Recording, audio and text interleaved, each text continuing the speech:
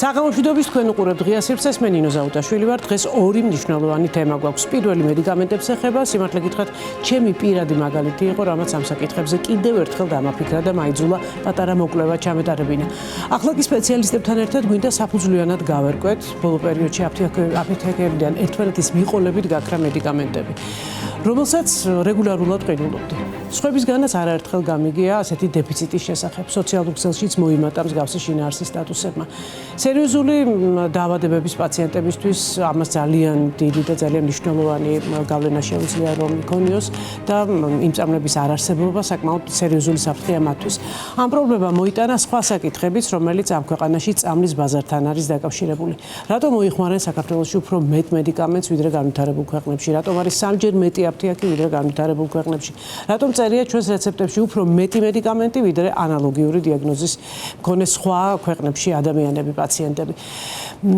განვითარებულ ქვეყნებს, რა თქმა უნდა, საერთოდ სხვა სურათია ამ ქვეყნებში და ამაზეც აუცილებლად ალბათ მოვასწრებთ რომ ვილაპარაკოთ. ამ საკითხებზე ჩვენ სტუმრებთან ერთად ვივსჯელებთ თინა ტურძილაძე, ფარმაკოეკონომისტი, ჯანდაცვის პოლიტიკის კონსულტანტი და დავით კილაძე, დამოკიდებულების სამედიცინო მართვის ცენტრის დამფუძნებელი. ასევე ველოდებით ჩართვას გერმანიიდან იმედია რომ შევძლებთ ვატო სურგულაძესთან დაკავშირებას. მოდი დავიწყოთ პირდაპირ თემა, რატომ აღარ იშოვება, რატომ გაქრა იაფი მედიკამენტები, ანუ დაბალფასიანი მედიკამენტები.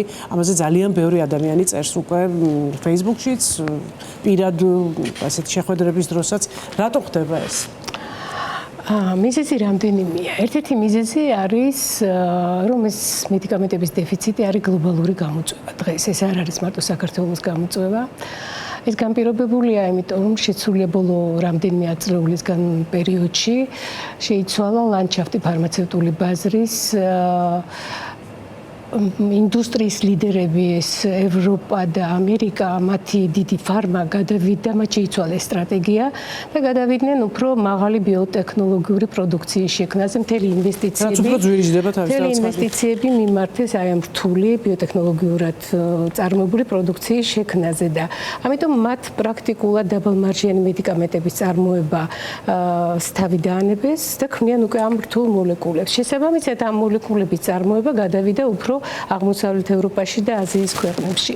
და გარე მიწოდების ჯაჭვზე დამოკიდებულება ცხადია მათი სტრატეგიის სერიოზული პრობლემაა. მაგრამ ისინი ამ პრობლემას, ამ გამოწვევას აღიარებენ დღემდე. ამასთან დაკავშირებით საკანონმდებლო ცვლილებები მიიღეს, მიას დონეზე ხდება დეფიციტის მართვა, ხდება ეროვნული სტრატეგიების შექმნა, მთელი რიგი ღონისძიებების შექმნა, მაგრამ მე იმის თქმა მინდოდა რომ ეს პრობლემა ზოგადად არსებობს. პრობლემა ძირითადად ეხება იმას, რომ ჩვენი სახელმწიფო აქტიურად უნდა ჩაებას ამ პროცესებში, იმიტომ რომ ეს დეფიციტი არ უნდა შეიქმნას ადამიანებისთვის, ვისაც იგივე დაავადებები აქვთ, რაც ვთქვათ, ყველა სხვა ქვეყანაში. პრობლემა ძირითადად ეხება იაფ გენერიკებს და არაძვირად ღირებულ რთულ მოლეკულებს. რთული მოლეკულების ფიზიკური დეფიციტის პრობლემა ნაკლებად არის, იქ უფრო ფინანსური ხელმისაწვდომობის პრობლემაა და არა დაუშვათ ის, რომ მოლეკულა არ ეშოვება. ამ შემთხვევაში პირიქით არის, ამ შემთხვევაში ფასი არ არის იმდენად პრობლემა არის მათი ფიზიკური ხელმისაწვდომობა. და ცხადია, ამ სახელმწიფოებმა ამას თავისი სტრატეგია დაუპირისპირეს. ამის პირველი რაც არის, ახლა თქვენ რასაც ყვებით, რომ ეგ სოციალურ ქსელში გაიგეთ ინფორმაცია, იქ ვიღაცამ თქვა, პირადად შეგეხოთ, ანუ ეს არის იცით, ეს არის არასისტემური ინფორმაცია და არა ის, რასაც ამისთვის აკეთებს ევროპა და ამერიკა. ევროპა და ამერიკა სწორედ ამიტომ ხართ თქვენ აქ, რომ აი ეს ინფორმაცია ამისთვის აქვს შექმნილი სპეციალური პლატფორმები, დეფიციტის შეტყობინების პლატფორმა. იქ არსებობს მომწოდებლებისა და მწარმოებლების ვალდებულებები, რომ თუ წარმოებას წყვიტავს ან რაღაც პრობლემები აქვს დაგეგმილი ან იცვლის სასაქოლო პორტფელს ცვლის და რაღაცის წარმოება შეწყვიტავს, ის ვალდებულია ორი თვით ადრე აცნობოს ამის თაობაზე მარეგულირებას, რომელიც წინასწარი შეტყობინების და ეს წინასწარი შეტყობინება არის საჯარო. სპეციალური პლატფორმა, სადაც გზავნის ინფორმაციას და ეს იდება და ყველა შეუძლია მისი ნახვა. ანუ სხვა მწარმოებლებსაც შეუძლია და შეუძლია დაუშვათ აწარმოონ ის ამალი, როცა საქმე ეხება ამ იაფასიან გენერიკებს. ამის შემდეგ ცხადია ეს შეტყობინება საკმარისი არ არის, მე არის უკვე ღონისძიებები, რომელსაც სახელმწიფო მიმართავს და ეს ღონისძიებები არის, რომ უნდა ჩანაცვლდეს ან თერაპიული ალტერნატივით, დაუშვათ თუ ეს ატეც5-ის დონეზეა დეფიციტი, შეუძლიათ სხვა გენერიკი ჩაანაცვლონ, ან თუ სხვა გენერიკი კი არ არის შეუძლიათ ატეც4-ის დონეზე ჩაანაცვლონ და თუ არ არის არც ერთი, აი რასაც თქვენ ამბობთ, რომ ასეთ შემთხვევაში რა ქნას პაციენტმა. ასეთ შემთხვევაში ხდება სისტემურად მომზადება უკვე ალტერნატიული თერაპიის. ანუ ჩამნაცვლებელი წამლის კი არა, აი როგორ უმკურნალონ ამის დაგეგმა ხდება ცენტრალიზებულ აი ვინ გეგმავს ამას? აი თქვენ ამბობთ რომ ამის დაგეგმა ხდება. ვინ უნდა დაგეგმოს ეს ვისი? ეს ყველაფერი რაც მოუყევი, ეს არის სახელმწიფოს ფუნქცია და სახელმწიფოს ვალდებულება. იგივე პლატფორმის შექმნა, ინფორმაციის არა რაღაცის სპონტანურად შეგროვება, არამედ სისტემურად შეგროვება, შემდეგ მისი ალტერნატივების შეთავაზება და შემდეგ უკვე ალტერნატიული თერაპიის მომზადება. ამას გეგმავენ. ამ პროცესში მაპატიეთ თან ჩაგეკითხებით რა. ამ პროცესში უნდა მონაწილეობდეს თუ არა სამედიცინო საზოგადოება და ფარმაკო, თქვათ, ბიზნესიც მათ შორის. აი სამხრივი რაღაცნაირი შეთანხმების თემა უნდა იყოს თუ არა ამ ტიპის საკმაოდ ისეთი გამოწვევები. ალტერნატიული თერაპიის მომზადებაში ფარმაკო ინდუსტრია არ ერთვება. ფარმაცევტული ალტერნატიული თერაპია ნიშნავს ის განსხვავებული თერაპია, როცა ეს წამალი არ მაქვს, დავუშვათ სხვა რა თერაპიას ვამზადებ. ეს არის სუფთად მულტისექტორალური, ოღონდ ახლა ეს ინდუსტრიის საქმე არ არის, ამას წვიდავენ ექიმები, კლინიცისტები და ევროპაში ეს ხდება მიას დონეზე. ანუ ეს არის წამლის გაერთიანებული სააგენტო ევროპაში, ის ეხმარება ეროვნულ რეგულირებლებს, რომ დეფიციტი მარტო ცენტრალური დონეზე, ამისათვის შექმნილია სპეციალური ჯგუფი, არის ეროვნული რეგულირებლების წარმომადგენლები, ცენტრალური რეგულირებლის წარმომადგენლები, რომლებიც სპეციალური კომიტეტია შექმნილი ამისათვის, რომელიც ამ თემაზე მუშაობს და თუ კი რაღაც მოლეკულის დეფიციტი რომელიმე ქვეყანაში არის, ამისათვის ისინი უზრუნველყოფენ უკვე ალტერნატივა რა შესთავაზონ, ანუ პაციენტი არ დატოვა მკურნალობის გარეშე. დაგიბრუნდებით კი ბატონო. სხვათა შორის მათ ესეთი ცენტრალიზება ამ თემის გააკეთეს, იმიტომ და ანუ ეროვნული დონიდან ცენტრალიზებულად მართვაზე გადავიდნენ, იმიტომ რომ როდესაც დეფიციტები იქმნება ქვეყნებმა შეზღუდეს პარალელური იმპორტი, ანუ არაძლევენ სხვა ქვეყანაში წამლის გატანის უფლებას, იმიტომ რომ ადგილზე კონდეთ და პარალელური იმპორტის შეზღუდვა ევროკავშირს არ აწყობდა, იმიტომ რომ ეს მათი სადამფუძნებლო ხელშეკრულებით, სადამფუძნებლო დოკუმენტაციით ეს არის თავისუფალი გადაადგილება საქონლის აუცილებელი, ამიტომ გადავიდნენ და მართავენ ცენტრალიზებულად. ჩვენ ამ სივრცეში ჯერ არ ვართ. არ ვართ. 2023 წლის 15 თებერვლიდან ამოქმედდა რეფერენტული ფასი. ჩვენ მაყურებელს გვინდა აუხსნათ, რომ ეს რეფერენტული ფასი ნიშნავს ზედაზღვრული ფასი და ის სწორდება, თქვათ, ჩვენთან გათანაბრებული ეკონომიკის დონის ქვეყნებთან, რომ არ იყოს არ ძალიან მაღალი, რომ იყოს ხელმისაწვდომი და თქვათ, მაინც ყიდველობით უნარიანი იყოს ეს წამალი. პირველი ეტაპი იყო ქრონიკული და დაავადებები, 800-მდე ასეთი დაავადება იყო პირდაპირ ამაში ჩართული. მე უკვე 2024 წლიდან სამინისტრომ სია პერმანენტულად გაზარდა. აი მე მაინტერესებს, დღეს არის ლაპარაკი, რომ რეფერენტულმა ფასებმა შეუშალა ხელი, ვთქვათ, აი ამ ფასების რეგულაციას და შესაბამისად ამიტომაც შეიძლებოდა დაბალფასიანი პრეპარატები გამქრალიყო ბაზრიდან. რა უნდა გაკეთდეს, რაც შეიძლება სწრაფად, რომ ადამიანები არ დარჩნენ ხელმისაწვდომი მედიკამენტების გარეშე. რამდენად შესაძლებელია საერთოდ ეს? პირველ რიგში მოგესალმებით, პირველ რიგში მივესალმები სტუმარს, მივესალმები თქვენ მაყურებელს. პირველ რიგში ყველა ქვეყანა ზრუნავს იმაზე, რომ შეიქმნას სტრატეგიული მედიკამენტების, ესე ვთქვათ, ესენციალური სიის მედიკამენტების სტრატეგიული მარაგები.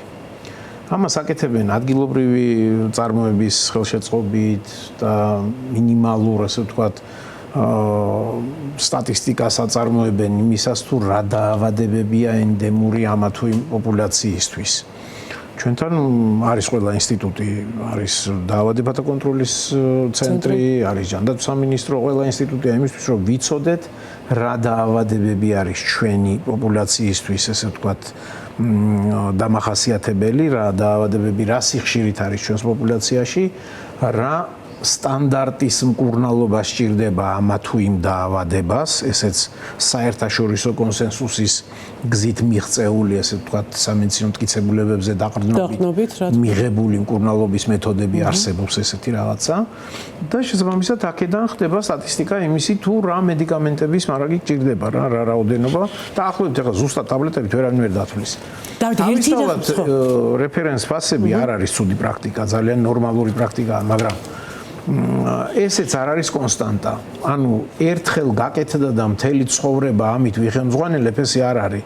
ფარმაცია, ზოგადად მედიცინა, ცხოვრება არის დინამიური მათ შორის მედიცინაც ძალიან დინამიურია. განსაკუთრებით ახლა ტექნოლოგიების განვითარება. იცვლება მიდგომები, იცვლება ახალი აღმოჩენები, კეთდება ახალი მე რო ფარმაცევტიკაში საქმიანობა დავიწყე, ფარმაცევტულ ინდუსტრიაში შევაბიჯე, მაშინ მონოკლონური ანტისხეულები არ არსებობდა. ყოველ შემთხვევაში ჩვენ წვდომაში არ იყო.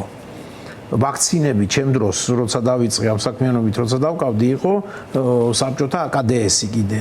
ხო ხვდებით რას ვამბობ? ანუ იმის მერე პროცესი ძალიან დინამიურად წავიდა. და ეს რეფერენს ფასებიც იცვლება. ერთხელ მივიღე და ეს დავაკანონე, ესე არ ხდება რა. ამას ძალიან სერიოზული მიდევნება სჭირდება. სტატისტიკას ძალიან სერიოზული ყურადღების მიქცევა სჭირდება და სულ მუდმივად სვადია ეს ამბავი რა. მიგრაცია გაიზარდა. მიგრაციამ შეიძლება ინფექციების შემოდინება გაზარდოს. გაზარდოს თავისთავად და სხვადასხვა დაავადებების, ასე ვთქვათ, მიგრაცია მოხდეს. და სხვადასხვა პრეპარატების საჭიროებაც მათ შორის. ჯანდაცვის სისტემა, ამაზე ცოტა ასე ვთქვათ, ცლად მირჩევნია ვისაუბრო, მაგრამ ჯანდაცვის სისტემა არის ძალიან დინამიური. ჯანდაცვა ზოგადად დარგი არის ძალიან დინამიური. ფარმაცევტული ინდუსტრია შემადგენელია ამ ჯანდაცვის გლობალური, ასე ვთქვათ, დარგის შემადგენელი ნაწილია და მხოლოდ ფარმაცევტული პრობლემების მოგვარება არ გამოვა, ესე არ ხდება. უნდა გლობალურად ხედავდეთ სურათს, გლობალურად ვაფასებდეთ ჩვენს შესაძლებლობებს და შესაბამისად გეგმავდეთ მერე მოქმედებებს რა.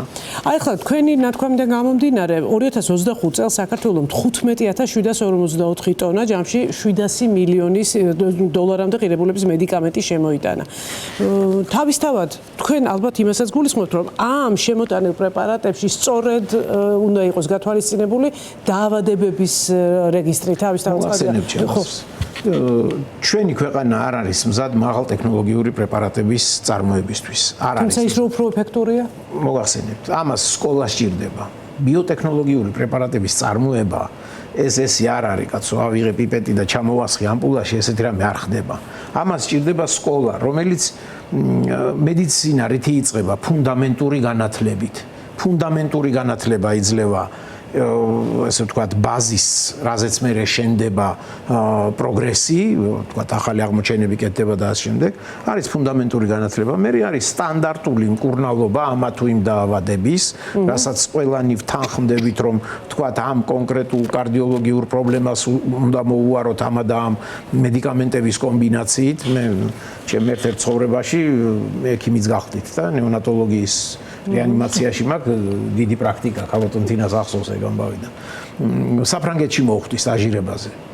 მე ვარ საბჭოთა სკოლის სტუდენტი, ანუ ჩემი სტუდენტობა გაიარა საბჭოთა პერიოდში მოხდა ეს. წავედი საფრანგეთში და ჩვენ რეანიმაციაში რო 2 ფურცელზე არ ეტეოდა მედიკამენტების ჩამონათვალი, 3 კილოგრამ-ნახევარიან ბავშვზეა ეს ჯამთელ ბავშვზე და თქვა დღენაკლები უფრო პატარები. 2 ფურცელზე ვერ ეტეოდა დანიშნულება ჩვენთან. და საფრანგეთში პირველი რამაც გამაოცა იყო ის, რომ სულ 5 მედიკამენტი იყო გამოწერილი. ეს სურათი დღესაც იგივეა. რატო? იმიტომ რომ იქ არის სტანდარტი, იქ მუშაობდა სტანდარტი, რომელიც შემუშავდა წლების მანძილზე. მე ძალიან მნიშვნელოვანია ხელმისაწვდომობა. ხელმისაწვდომობა არ არის მარტო ფასით ხელმისაწვდომობა. ხელმისაწვდომობა არის ის, რომ არის წამალი ბარათში. იყოს მედიკამენტი, შეიქმნა სადღაც რაღაც მოლეკულა. ჩვენ უნდა შევეცადოთ, რომ მაქსიმალურად მოკლე პერიოდში მოხდეს ბაზარზე. ესე იყო, მე ეს პრაქტიკა მაქვს.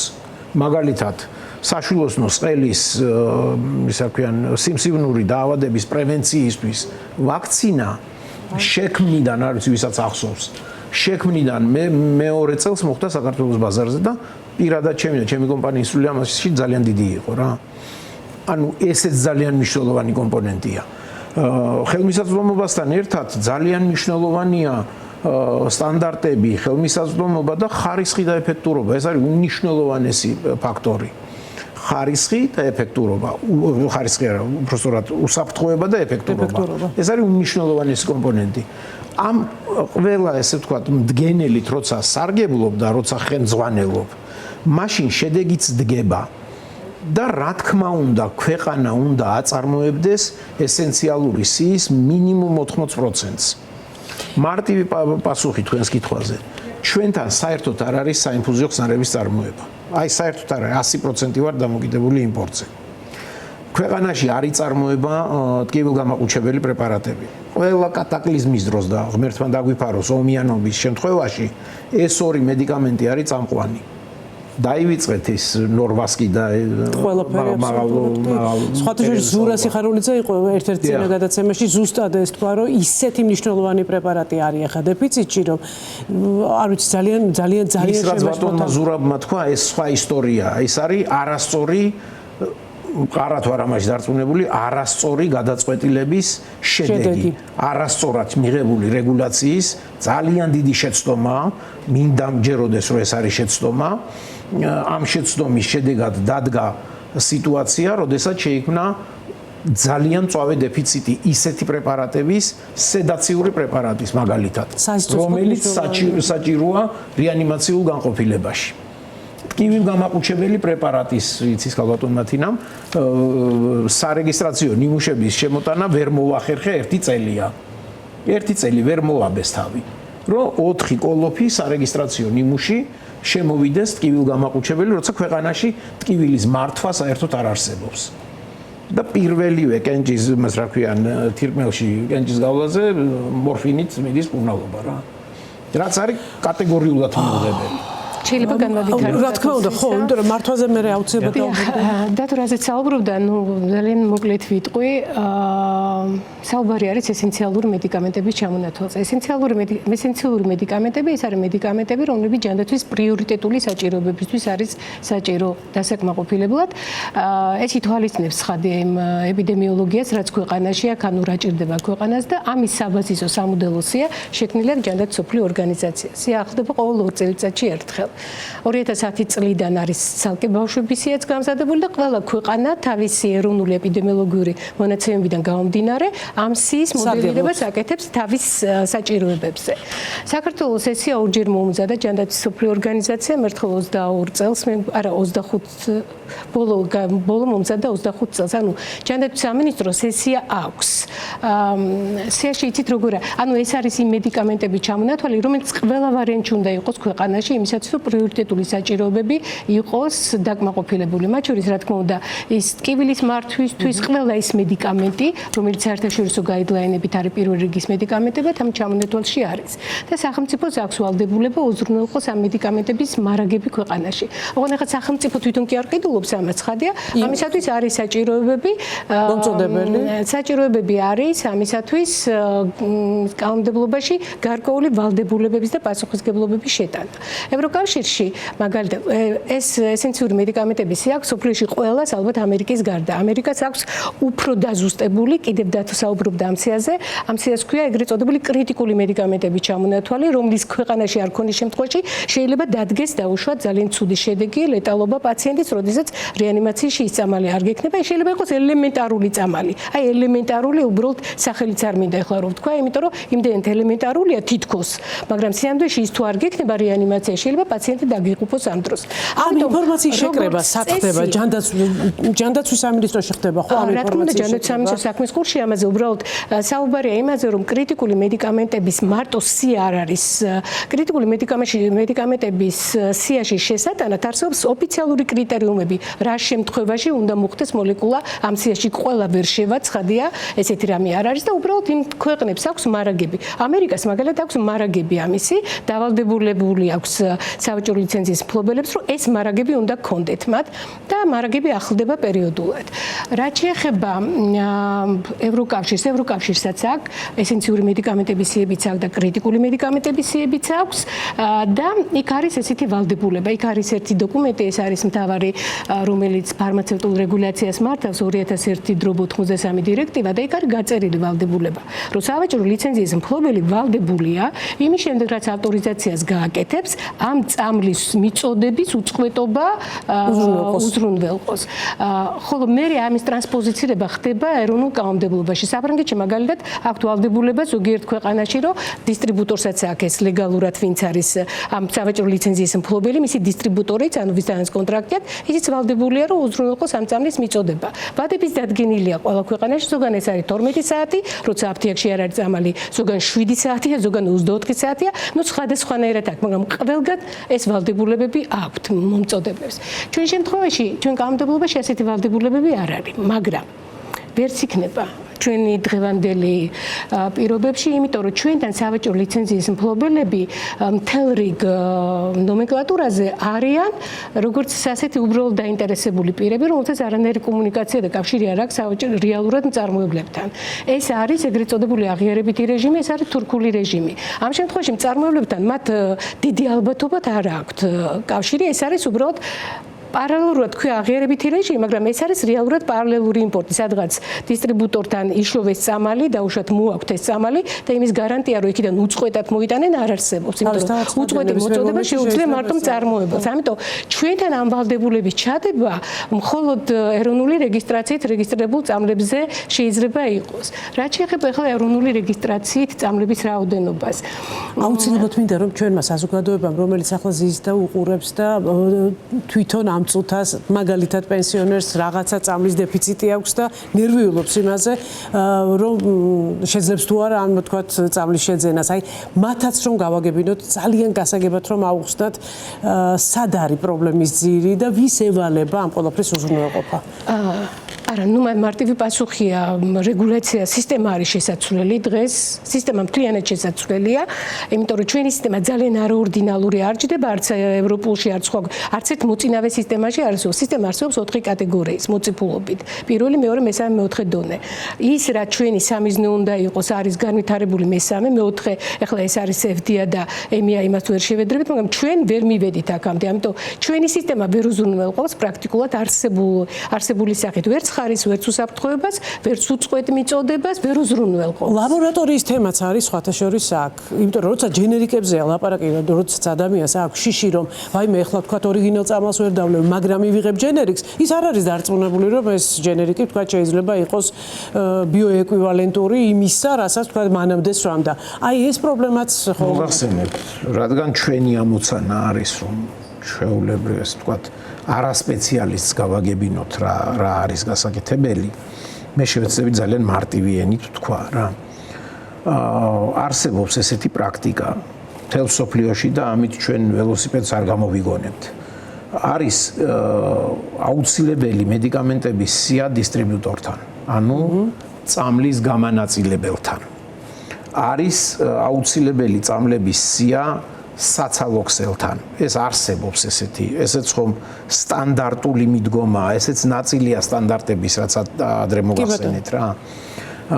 ესენციალური სია, ეს თქვა აუცილებელი მედიკამენტების სია წამლის გამნაწილებელთან, დისტრიბუტორთან, ის შეიძლება იყოს მწარმოებელს მიმაგრებული, შეიძლება სხვა ბაზარზე ყიდულობდეს, პარალელური იმპორტი და ამ შემდეგ, მაგრამ ის, ვინც წამლის განაწილებაზე არის ვალდებული, უნდა ჰქონდეს, თქვათ, სიტყვაზე ვამბობ, 500 დასახელების მედიკამენტი. ვინ შეადგინა ეს 500 დასახელების მედიკამენტი, რასაც თქვენ გითხულობდით? ექიმებმა. ექიმების ასოციაციები, პროფესიული ასოციაციები. მე პირადად გახდით ნეონატოლოგიური ასოციაციის წევრი, იმიტომ ჩემი პროფესია ეს გახდათ და ძალიან ბევრი გააკეთა მაშინ იმ ასოციაციამ წლების წინანდელ ამბავზე გეუბნებით, ამბავს გიყვებით, გააკეთა ეს ინფორმაცია, ყოფილიყო სტატისტიკა ახალშობილების შობადობის, სიკვდილიანობის მიზეზის, დღენაკლობის და ამ შემდეგ დაავადებების, სეფსისის, თქვათ, ატელექტაზის და ამ შემდეგ და შესაბამისად იმ მედიკამენტების ნუსხა, რაც საჭირო იყო ამ პრობლემების გადაწყვეტისთვის, მკურნალობისთვის. ვაქცინაცია, ახალშობილთა ვაქცინაცია, რომ დავიცვათ რაღაცა ინფექციებისგან. ეს გაკეთებული იყო წლების წინ. ეს ასოციაციები დღესაც არსებობს.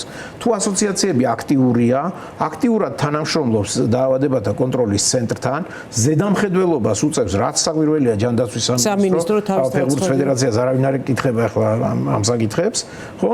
ჯანდაცვის სამინისტრო უწევს კოორდინაციას და დგება საბოლოო ჯამში, რაც ჩვეულებრივი მომხმარებლისთვის, ობივატელისთვის მნიშვნელოვანია. აუცილებელი წამლის სია წამლის გამნაწილებელთან, აუცილებელი წამლის სია აფთიაქში, საცალო-ქსელში და ეს საცალო-ქსელებიც არის სხვადასხვა კატეგორიის, არის უბნის, არის უფრო მეტი ფუნქციების მატარებელი და ამ შემდეგ.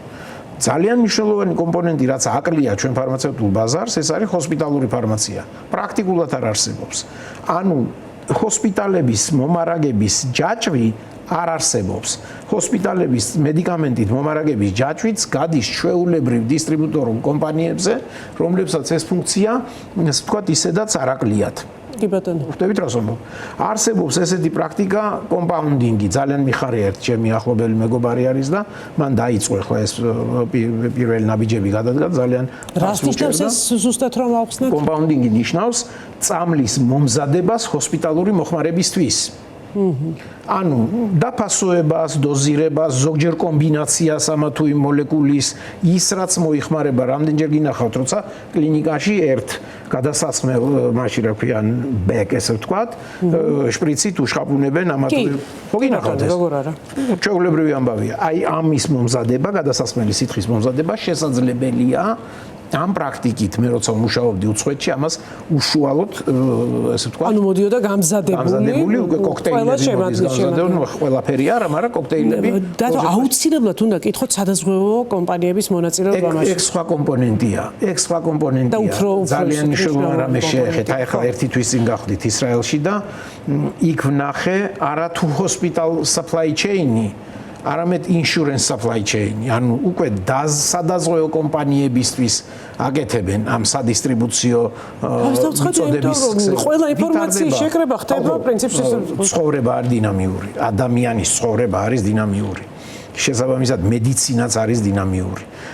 ფარმაცევტიკაც არის დინამიური პროცესი, ანუ სულ ვითარდება. ეს არ არის ერთხელ მივიღე კონსტიტუცია და უნდა მიყვე ახლა ემიდან რა ქვიან. თავისთავად ცხადია, როცა საჭიროა ძალიან ადვილად. ესეთი რამე არ ხდება. როცა დინამიურ პროცესს და ამას რა განაპირობებს, მიდევნება რომ შეგიძლია რა არის ამისთვის საჭირო. კომპეტენცია და ცოტა მეტი აქტიურობა, ცოტა მეტი უნდა ნახო. კომპეტენტური უნდა იყო და ცოტა მეტი უნდა ნახო. მაგრამ ხო შეიძლება დაეყრდნო ადამიანებს, რომლებმაც ცოტა მეტი იციან, ცოტა მეტს ნახულობენ. ხო შეიძლება ასეთ ინფორმაციას დაეყრდნო და ასეთ ადამიანებს. რასაც თქვენ ბრძანებთ, მაგას ქვია ინტელექტი. და დაუჯერო იმას, ვისაც იცი რომ როცა დეფიციტია ერთის, დეფიციტია მეორის, დეფიციტია მესამის, შედეგი როგორ დადგება? ხო, ფეხბურთელი რო ვერ დარბის, ტექნიკა არ აქვს, აზროვნება არ აქვს, ის შედეგს როგორ მოიტანს? ვერა, რა თქმა უნდა, ვერა. მარტივად ვთქვათ. აუცილებლად მინდა კითხოთ თინა, სახელმწიფო ლაბორატორიის აუცილებლობის შესახებ, რომელიც ვთქვათ განსაზღვრავს იგივე ვთქვათ წამლებს, რომელიც შეიძლება რაღაცა ვთქვათ შიშს იწვევდეს მოსახლეობაში, აი რა იყიდოს, არის თუ არა ეს იგივე შემადგენლობის მაგალითად მე მიყიდია წამალი, მგონია რომ ვთქვათ ეს არის რაღაცა ევროპული პრეპარატი და ამასობაში აღმოჩენილა რომ სულაც არ არის ევროპული პრეპარატი, აი რაღაცა შემადგენლობასაც რო ვკითხულობ, აი ვერ ვგებულობ ეს ის არის ზუსტად რასაც ვამდი თუ არა. ანუ ადამიანს აქვს ამის შიში რომ მიიღოს ზუსტად ის პრეპარატი, რომელიც მას მის ჯანმრთელობაზე დადებითად იმოქმედებს. თქვენ ახლა საუბრობთ წამლის ხარისხის ხარისხზე თავისთავად ცხადია, იმიტომ რომ მე ჩამოვიტანი ევროპიდან და ძალიან ხშირად მაგზას მიმართავ ხოლმე, როცა მინდა ვიყო უფრო წყნარად და ჩამოვიტანო ევროპული პრეპარატი, რომელიც ზუსტად ვიცი რომ ის არის რასაც ყვედო. ნუ ჩვენი მოსახლეობა ხარისხის ქვეშ გულისხმობს ეფექტურობასაც ხოლმე. თავისთავად ცხადია. ხო, თავისთავად ცხადია არა, იმიტომ რომ ლაბორატორია კონტროლებს მხოლოდ ხარისხის სტანდარტთან შესაბამისობას.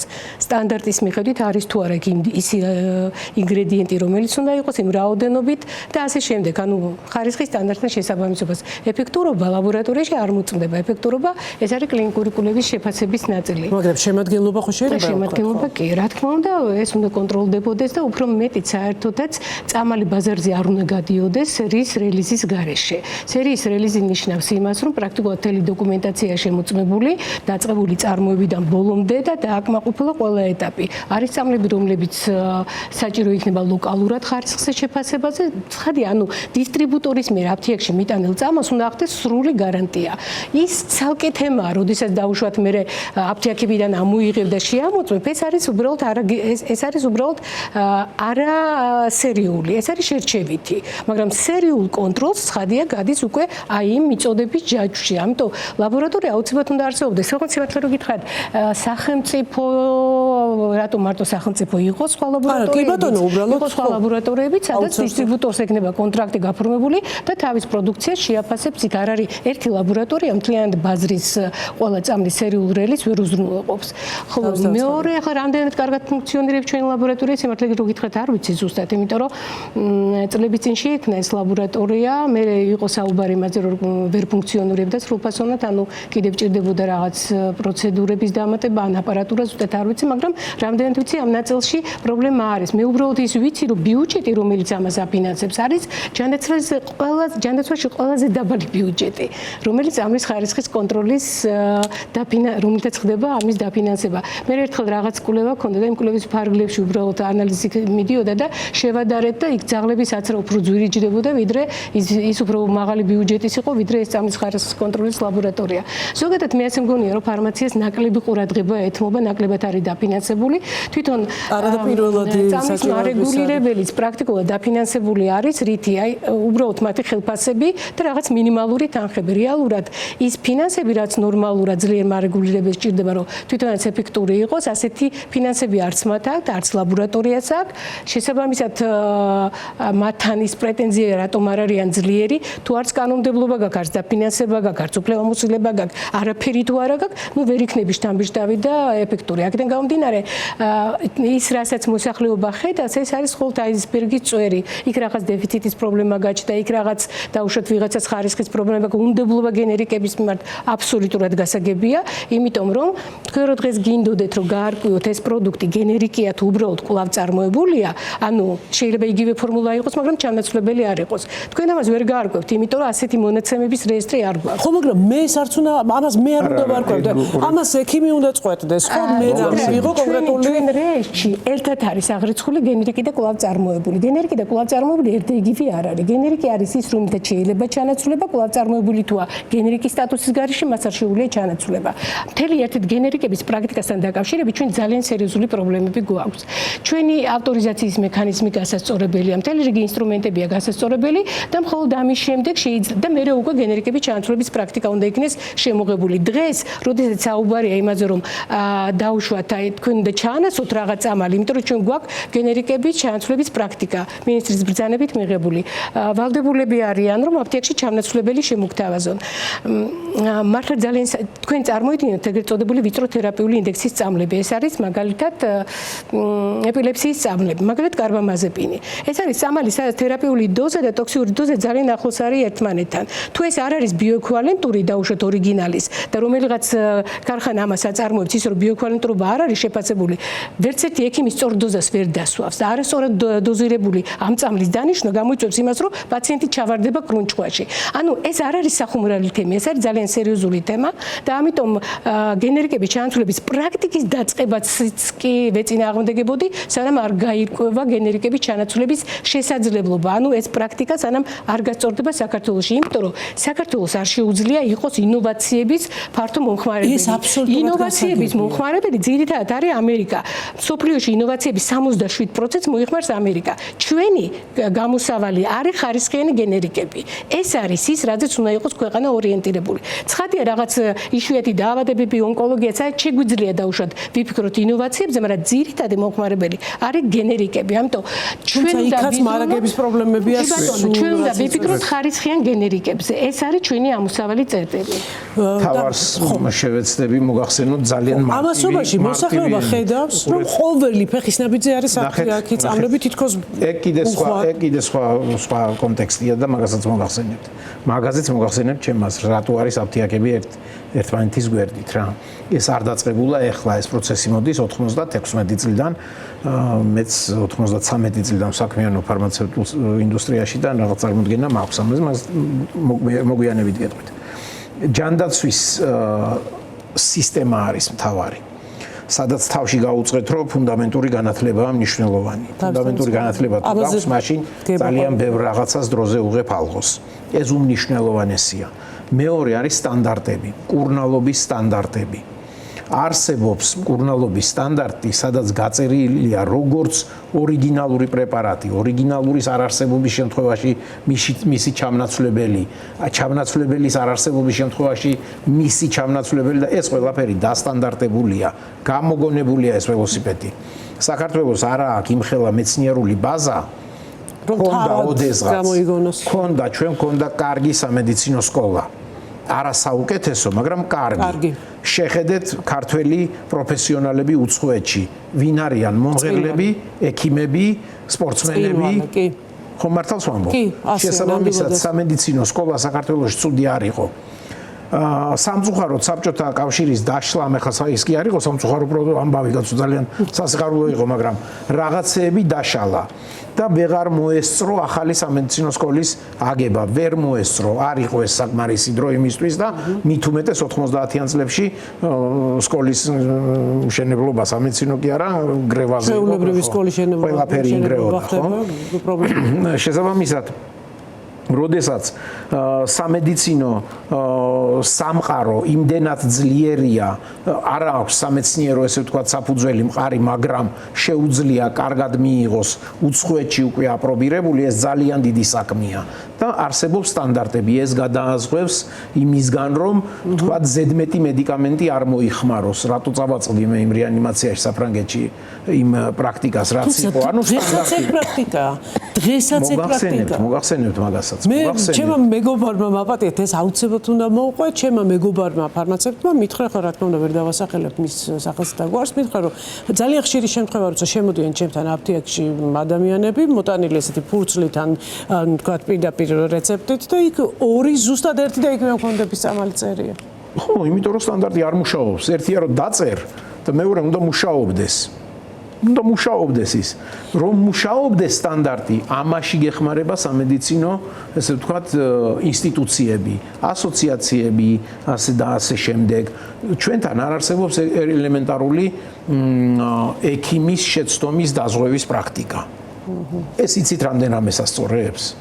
როცა ექიმის შეცდომა დაზღვეულია, ეს ექიმი ყოველთვის მიყვება, როცა თქვათ ექიმის შეცდომა, ეს თქვათ აფიშირება ხდება, ყოველთვის შეეცდება რაღაცა სტანდარტს გაყვეს, რომ თავი დაცულად იგრძნოს. გასაგებია. ხო ხდებით რა ზეუნებით და სტანდარტის შესრულება. ეს სტანდარტი მიღებულია, კაცო, დამტკიცებული აქვს შტატებშიც, საფრანგეთშიც, გერმანიაშიც და ბრაზილიაშიც. აი ზუსტად ეს მოიგებს, თუ ყველაფერი ეს არსებობს, ეს ამის გეგმები თუ არსებობს, ეს მოდელები თუ არსებობს. უყურეთ, ამას ყველაფერს სჭირდება მიდევნება, follow-up-ი, ანუ მუდმივი კონტროლი. მარეგულირებლის ფუნქცია არის ეს. მარეგულირებელი ამას უნდა ასრულებდეს და არა სამეცნიერო კვლევით ინსტიტუტს დაავალეს ახლა εμის რა ქვია ძლიერმოქმედი პრეპარატების იმპორტი და დისტრიბუცია. ეს არის არანორმალური მოვლენა, დაუშვებელი, უდიდესი შეცდომა. ხვდებით? სამეცნიერო კვლევით ინსტიტუტი ამით უნდა იყოს დაკავებული.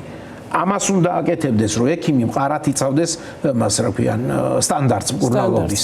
მაშინ აღარ გაიქცევა მედიკამენტი და ერთი და იგივე კუჭის დამცავს რო გამოუწერენ ხოლმე.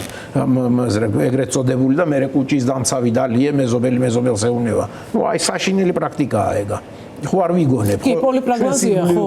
ხდება ეს ყველაფერი. პოლიპრაგმაზიას ვერ გაიგებს პენსიონერი კაცო, მარტივი სიტყვებით რო ვილაპარაკო. ხო, ხდებით, ანუ ზედმეტი მედიკამენტი არის შხამი. დოზირებულად მოხმარებული მედიკამენტი არის სამკურნალო. სამკურნალო.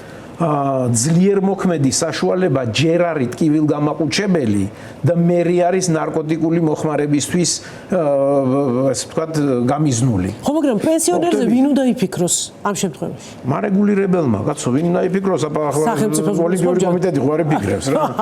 მარეგულირებელმა უნდა იფიქროს. და რაც შეეხება იმ აფთიაქების სიმრავლეს. ეს არ არის მარტო აფთიაქების პრობლემა რა. რამდენი ადგილი იცით თბილისში, მოდი არ წავიდეთ ახლა სამტრედიაში და ლანჩხუთში, რამდენი ადგილი იცით თბილისში, რომ ადვილად შეიძლება მისვლა. ხო და სადაც ადვილად შეიძლება მისვლა, იგროვდება ზუსტად ეს აფთიაქები. გესმით რას ვამბობ? აი სადაც ადვილად შეიძლება მისვლა, მაგალითად ცხოვრობს კაცი დიდ დიღომში. დიდ დიღომის რომელიღაცა, არ ვიცი რა, კვარტალში რა, ახალაშენებულ კორპუსში რა. და იქ ახლომახლო აფთიაქი თუ არ არის, უნდა ჩამოვიდეს დიღმის მასივში. გასაგებია. და ეს თუ შუადღისას ხდება, აბა წადით ახლა დიდი დიღმიდან მაშინ დიღმის მასივში. ამ საცობებში და ხო. კი, ნებისმიერი შესაბამისად ჩდება მოთხოვნილება, რომ დიდი ღომში გაიხსნას ერთი აფთიაქი. ზე კონკურენციაა ჩვენ ბაზარზე. ზე კონკურენცია, აი ოლიგოპოლია კი არა, 6 დიდი ქსელია. ზე კონკურენცია ტრაფიკზე. ხო, ანუ სადაც არის ტრაფიკი რა, გახსნა ერთმა, ბუნებრივია გახსნა მეორემ, გახსნა მესამემ. გამივლია ეგ ისტორია და თვითონ სისტემა, მაგრამ ფასებში არ არის კონკურენცია, ტრაფიკზეა კონკურენცია, რომ აი ყველა გასაგებია, ფასებში რომ იყოს კონკურენცია, ამისთვის არის რეფერენს ფასები. ახლა მეტი რა გააკეთოს ყველაფერზე ხო არ დავადანაშაულებთ ახლა მარეგულირება. თუმცა იქ ადამიანების ხელფასები რეფერენსი ფასია შემოღებული, რომ დატოვეს ინტერვალი, დატოვებულია, სადაც რომ არსებობს თქვენ ძალიან კარგად გახსოვთ ეგ ამბავი, რომ რეფერენს ფასი პირველად ვახსენე 2007 წელს და კინაღამ გამლახეს ამაზე. ანუ ზედაზღვრული ფასი ხო? მაშინ მე ვლაპარაკობდი დიაპაზონზე. მარტო ზღვრელს რეფერენს ფასი არის სხვასთან შედარებით ფასის დადგენა. რეფერენს შედარებითი ფასი. მაშინ ვლაპარაკობდი დიაპაზონზე. ნუ ახლა პირდაპირ მნიშვნელობით არ გაიგოთ, მაგრამ ძალიან კრიტიკულად შეხვდნენ. ნუ მაშინ ეგ დრო იყო ქვეყანაში. და თქვათ რაღაცა აზრი არ მიესალმებოდნენ ამას რა. გავიდა ხანი და დღეს ვლაპარაკობთ. ეს რეფერენს ფასიც არ არის კონსტიტუცია დავწერე და მე რა ქვია შულთაშულს აქაც შეიძლება თქვა რაღაცა ცვლილებები. აქაც სულ მუდმივად თან შეიძლება შეიძლება, იმიტომ რომ უნდა აკეთო მოდელირება იმაზე სიტუაციაზე და მოაწყო ყველაფერზე. თუმცა ცოტა ფარმაკოლოგიურ ბიზნესიც რომ ვილაპარაკოთ, აუცილებლად არის ისიც სათქმელი, რომ ძალიან ხშირ შემთხვევაში მაინც არსებობენ სამწუხაროდ მაინც მედიცინაშიც არსებობენ ესეთი არ ვიცი გამონაკლისები ალბათ მე ასე მჯეროდეს რომ პირდაპირ თქვა კონკრეტულ წამალს მიუთითებენ მათი ინტერესი ანუ ექიმის ინტერესი დევს იმ წამლის თქვა ფასში თუ გაყიდვის მაჩვენებელში თუ ხა ზუსტად ვერ გეტყვით ეს არის პრაქტიკა ასეთი არსებობს ეს გლობალური პრაქტიკაა როგორც იტყვიან პრომოუშენი ეს არის მძიმე არტილერია ინდუსტრიისთვის ნუ ჩვეულებრივად წარმოებელი ქმნის წამალს ამაზე იხარჯება ძალიან ბევრი დრო ძალიან გრძელ გზას გადის და მე ამ წამლის შესახებ ინფორმაცია უნდა მივიდეს ექიმამდე. კვლევებმა აჩვენა, რომ პრაქტიკულად ის, რასაც ხარჯავს research development-ში, ანუ კვლევებში და განვითარებაში, ამაზე გაცილებით მეც ხარჯავს მარკეტინგში, მე ინდუსტრია, იმიტომ რომ ინფორმაცია მიიტანოს ექიმამდე. თუ პირველ ნაწილში დომინირებს მეცნიერება, მეორე ნაწილში უფრო მარკეტინგი დომინირებს. და ეს მარკეტინგი არის ბევრნაირი. ეს არის მოგზაურობა, ეს არის საგანმანათლებლო პროგრამები, კონფერენციები, სპიკერების დაფინანსება, საჩუქრები, ნუ ხარჯვითი ნაწილი ბევრი რაღაცა და მათ შორის ესეთი პირდაპირ და არაპირდაპირი ტრანსფერებიც, ანუ ესეც პრომოუშენში შედის. ჩვენთან ეს აკრძალულია, ჩვენთან კანონმდებლობაში არის ასეთი ჩანაწერი, რომ არსებობს პირდაპირი რეკლამა და არსებობს რეკლამა ჯანდაცვის სპეციალისტებისთვის. ჯანდაცვის სპეციალისტებისთვის რეკლამად არ ითვლება ჩვენთან პრომოუშენი. მაშინ როცა ეს არის გლობალური პრომოუშენი, ეს არის მთავარი თავის ტკივილი და ამის პასუხად იცით სოფლიომ რა გააკეთა? შემოიღეს ეგრეთ წოდებული სანშაინის აქტები. ამერიკა მიიღო 2000 წელს, 2011-ში მიიღო საფრანგეთმა ბერტრანის აქტი ქვია და ამ აქტით არის სავალდებულო. აკრძალული კი არ არის, უბრალოდ სავალდებულოა, რომ ინდუსტრიამ გაასაჯაროვოს ყველაფერი 5 ზოგიერთ ქვეყანაში 5 ზოგან 10 დოლარის ზემოთ თუ რამე პატივისცა ექიმს. ფული მისა, ყავაზე დაპატიჟა, საჩუქარი მისა, კონფერენციაზე 1000 კაცი რო წაიყვანა და დააფინანსა, სპონსორი რო იყო. მე იმ დანახარს ყოფს 1000 ექიმზე და ყველას შესახებ იძლევა ინფორმაციაც, რომ ამაზე ის დახარჯა. მაგრამ პაციენტისთვის ეს არ ვიცი რამდენად მნიშვნელოვანია. არა, ეს არის ის მნიშვნელოვანი, რომ თქვენ ხედავთ, რომ ექიმი, რომელიც თქვენ გაძლევთ დანიშნულებას, ეს საჯარო ინფორმაცია. შედიხართ და ნახავთ, რომ დათო კილაძეს მიღებული აქედან. მე მანდ მივდივარ ზუსტად. ჩვენ შევალთ და ვნახავთ, მაგრამ აი ადამიანი, რომელიც კიდევ ერთ დამავიწყდათ ახლა მე თქვა. ჯანდაცვის სისტემის უმნიშვნელოვანესი რგოლი არის ოჯახის ექიმი. როცა ჯანდაცვის სისტემა აგებულია ოჯახის ექიმის, ესე ვთქვათ, სტრუქტურაზე, ეს ოჯახის ექიმია, ზუსტად ოჯახის ექიმი ის კი არა დღეს ფიგურალურად რო ქვია და საერთოდ სახელი და გვარი იცით თქვენი ოჯახის ექიმის. არა. ჩემ ახალგაზრდობაში, აი ვინც დაწმინდელი და სლოვაკელი თუ იყურებს, ვინმე ჩემი ხნის, ყველას ახსოვს ექიმი ბონდარენკო. ხალი იყო ესეთი. რომელიც იყო ძალიან ცნობადი სახე, აი ჩემი თაობის მე კლარა გულორდავა მახსოვს ასე ჩემს ბავშვობაში. ანუ ოჯახის ექიმის მე კი არ მივტირი იმ საბჭოთა ეპოქას ესე არა, აბსოლუტურად არ გეგულობ ამას. ოჯახის ექიმი არის ზუსტად შენი ფარი, შენი დამცავი. ადამიანმა არ შეიძლება იცოდეს რომელმა ექიმმა რამდენი ქოლგა მიიღო მისგან, რა ქვია, ებოტ ლაბორატორიისგან. არ შეიძლება ჩვეულებრივმა ობივატელმა იცოდეს და ეს მისი აზროვნება ამით არ უნდა იყოს დაკავებული. ხო ხტებით? ანუ ოჯახის ექიმი არის ფარი, რომელიც მიმართავს პაციენტის მართვაში, პაციენტის ესე ვთქვათ, გადამისამართებაში უმნიშვნელოვანეს როლს ასრულებს. ეს არის ქვაკუთხედი. აქედან იწყება მე პაციენტის პრევენციაც, კურნალობაც და საბოლოო ჯამში რეაბილიტაციაც და ასე შემდეგ ეს თავი დამავიწყდა. არსებობდა რუსეთში ესეთი პრაქტიკა, მის რა ქვიან, რა ერქვა ამას კაცო, კარანტინის პრაქტიკა. აი ხარისხის კონტროლი რო არის საუბარი, ხო? და ამ კარანტინით ზღუდავდნენ შემოვიდოდა იმპორტირებული წამალი, თქვათ, ან ქარხნიდან რუსეთში ხა ინდუსტრია ფარმაცევტული დიდი იყო, საბჭოთა ეპოქიდან დარჩენილი. დაამზადებდა ფარმაცევტული ქარხანა რაღაც პროდუქტს, გადადიოდა კარანტინში. შემოვიდოდა გერმანიიდან რაღაც ფარმაცევტული პროდუქტი, საზღვრის გადაკვეთამდე შედიოდა კარანტინში. და კარანტინი, ესე ვთქვათ, ემსახურებოდა იმას, რომ ამ პერიოდში, კარანტინში ყოფნის პერიოდში წამალს უნდა გაევლო ხარისხის კონტროლი. და ეს იყო უდიდესი კორუფციის ბუდე. უდიდესი კორუფციის ბუდე იყო, არ ვიცი, მე იქ იყო აღებ მიცემობა, აი გიშველა ღმერთმა რა. და არ იმუშავა, რა თქმა უნდა არ იმუშავა. თუ წამლის ხარისხის დასადგენად საჭიროა 35 დღე, ზოგჯერ 65 დღე, 100 დღე და ასე შემდეგ, ხანგრძლივობა და მე იმის დაძველების და მას თუ მიყვებით, თვეები ვინ გააჩერებდა ხა საბაჟოზე თვეები, იმას რა ქვია, საქონელს რუსეთში ან ქარხანაში. გადაიხდიდნენ ფულს და 5 დღეში გამზადებული იყო ნებისმიერი დოკუმენტი რა. ამ პრაქტიკის შემოღება ჩვენთან არის იქნება დანაშაული. ჩვენ არ ვართ ის ქვეყანა, რომელმაც მანკიერებები უნდა ავკრიფოთ. ჩვენ უნდა ვისწავლოთ განვითარებული ქვეყნებისგან. წამლის რეგისტრაციის ეტაპზე მიიღო წამალმა რეგისტრაცია, დამთავრდა იქ საუბარი მის ხარისხზე. დაამთავრდა საუბარი. ეს იგივე დუშენის სინდრომთან დაკავშირებით. იგივე ისტორია. იგივე ისტორია. ნუ დათო, შეიძლება შეცდომა შევიდეს მე. დაამთავრდა საუბარი, უბრალოდ აღიარებულია უსაფრთხოება და ეფექტურობის ბალანსი. თორე ხარისხი ეს სხვა ფენომენია. შენ ახლა პოპულარულად როგორც ესმით ისე განმარტო. ხო, არა, აუცილებლად სხვა ადამიანები ბაზარზე დაშვებულია. ესე იგი, მას გავლილია ყველა სხვა ეტაპი. აი, ჩავამატებ, რომ უფრო გასაგები გახდეს. წამლის ავტორიზაცია ანუ რეგისტრაციის კონცეფცია არის რისკი სარგებლის შეფასება. არ არსებობს წამალი, რომ ურისკო იყოს. უბრალოდ კონკრეტული ჩვენების დროს დადგენილი წესით მისი გამოყენება არის შეფასებული და ნათქვამია, რომ სარგებელი მეტია ვიდრე რისკი. აი, ამით შემოდის წამალი ბაზარზე. ამიტომ შემდგომ უკვე ბაზარზე შემოსვლის შემდეგ საუბარი რისკის სარგებელი ეს შეიძლება მხოლოდ ფარმაკოზედამხედველობის შედეგად დაგროვებული მონაცემების თავიდან გადაფასებით. ეს არ ხდება ასე დაუშვათ, რომ ბიუროკრატიულად შეფასება. როდესაც მწარმოებელი არის GMP-ით სერტიფიცირებული, კარგი წარმოების პრაქტიკით სერტიფიცირებული. შესაბამისად, მისი ლაბორატორიაც ხარისხის არის ამ სტანდარტებით. შესაბამისად, მისი ლაბორატორიის მიერ გაცემულ ხარისხის სერტიფიკატს ენდობა მთელი სამყარო.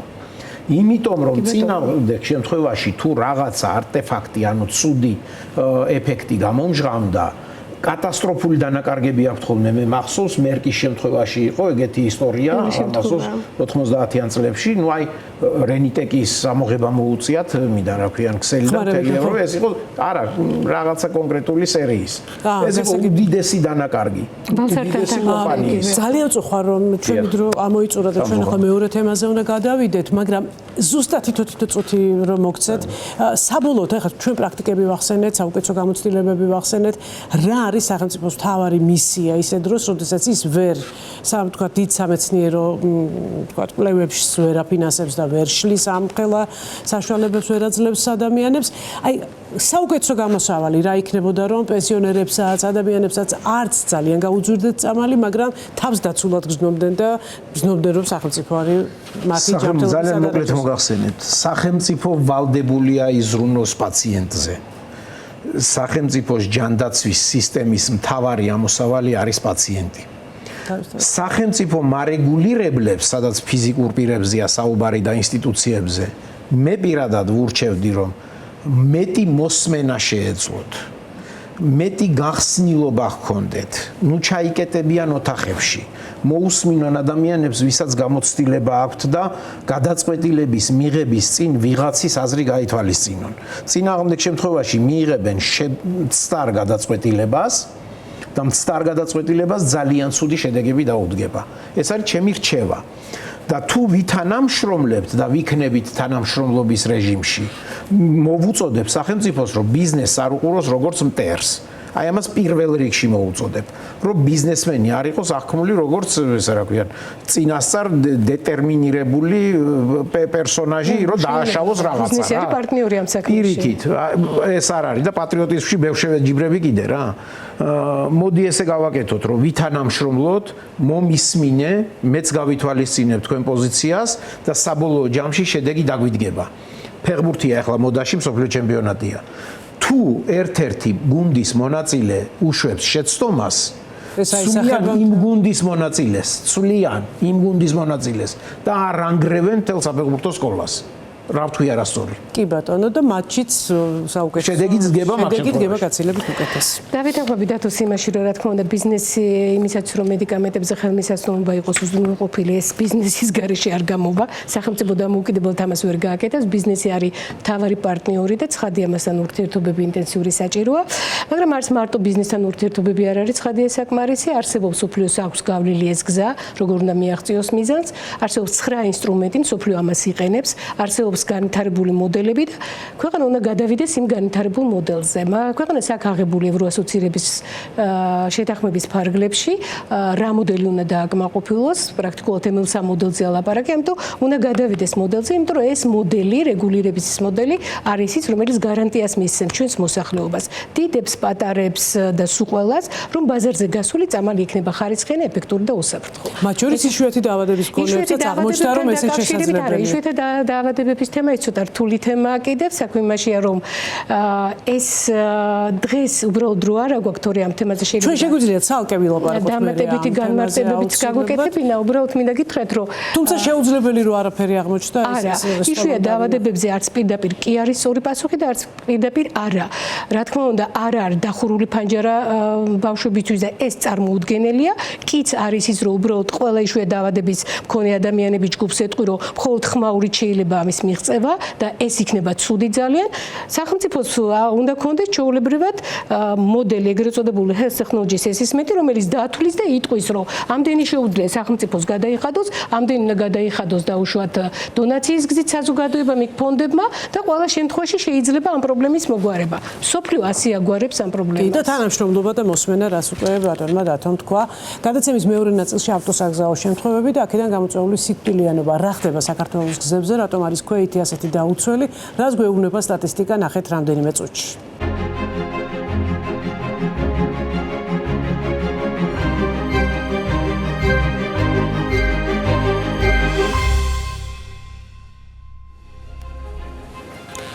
ამ კვირაში ერთი სამეგობრო 5 ადამიანს ერთდროულად დაემშვიდობა. 5-ვე საზარელ ავტოკატასტროფაში დაიღუპა. ჯერ თვეც არ არის გასული, რაც გარდაბანში ერთდროულად 8 ბავშვი იგლოვეს. ავტოკატასტროფამ 17, 18 და 19 წლის ახალგაზრდები იმსხვერპლა. თუ არ გავა, ახალ-ახალი თავზარდამცემი ამბავი რომ არ გავიგოთ. როგორ დაარტყა მანქანამ ქვეითს, როგორ ამოტრიალდა მოტოციკლი და ასე შემდეგ. გვინდა გავერკვეთ რა არის გახშირებული ავტოსაგზაო შემთხვევების მიზეზი. რამდენად საგანგაშოა სტატისტიკა და არსებობს თუ არა მისი შემცირების შანსი. ჩვენი სტუმრები არიან დავით მესხიშვილი, ტრანსპორტისა და გზების ასოციაციის თავმჯდომარე და ვასილ გურუშაძე, საგზაო უსაფრთხოების ექსპერტი. ძალიან დიდი მადლობა მობრძანებისთვის. მართლაც საგანგაშოა სტატისტიკა, მართლაც რაც ბოლო პერიოდში არის მით უმეტეს 2 ერთმანეთს მიყოლებული ავარია, ეს იყო ძალიან ცუდი ნიშანი იმისა, რომ არ ვიცი, რაღაცა სტრატეგიული გეგმები იწერება ახლა 2025 წლამდე მოქმედებაში რაც იყო, ისიც თქვა ამოიწურა ბადა და ახლა 2026 წლის სამოქმედო სტრატეგიულ გეგმაზე მუშაობს მთავრობა. და მიუხედავად ამისა, ჩვენ ყოველდღე ხედავთ ამ ძალიან მძიმე სურათს დათო და მინდა გითხრა, რომ აი ბოლო სტატისტიკური მონაცემიც 6000-მდე საგზაო შემთხვევა დაფიქსირებული 2025 წლის მონაცემების მიხედვით და აქედან ფიქსირდება 469 გარდაცვლილი და 8191 დაშავებული.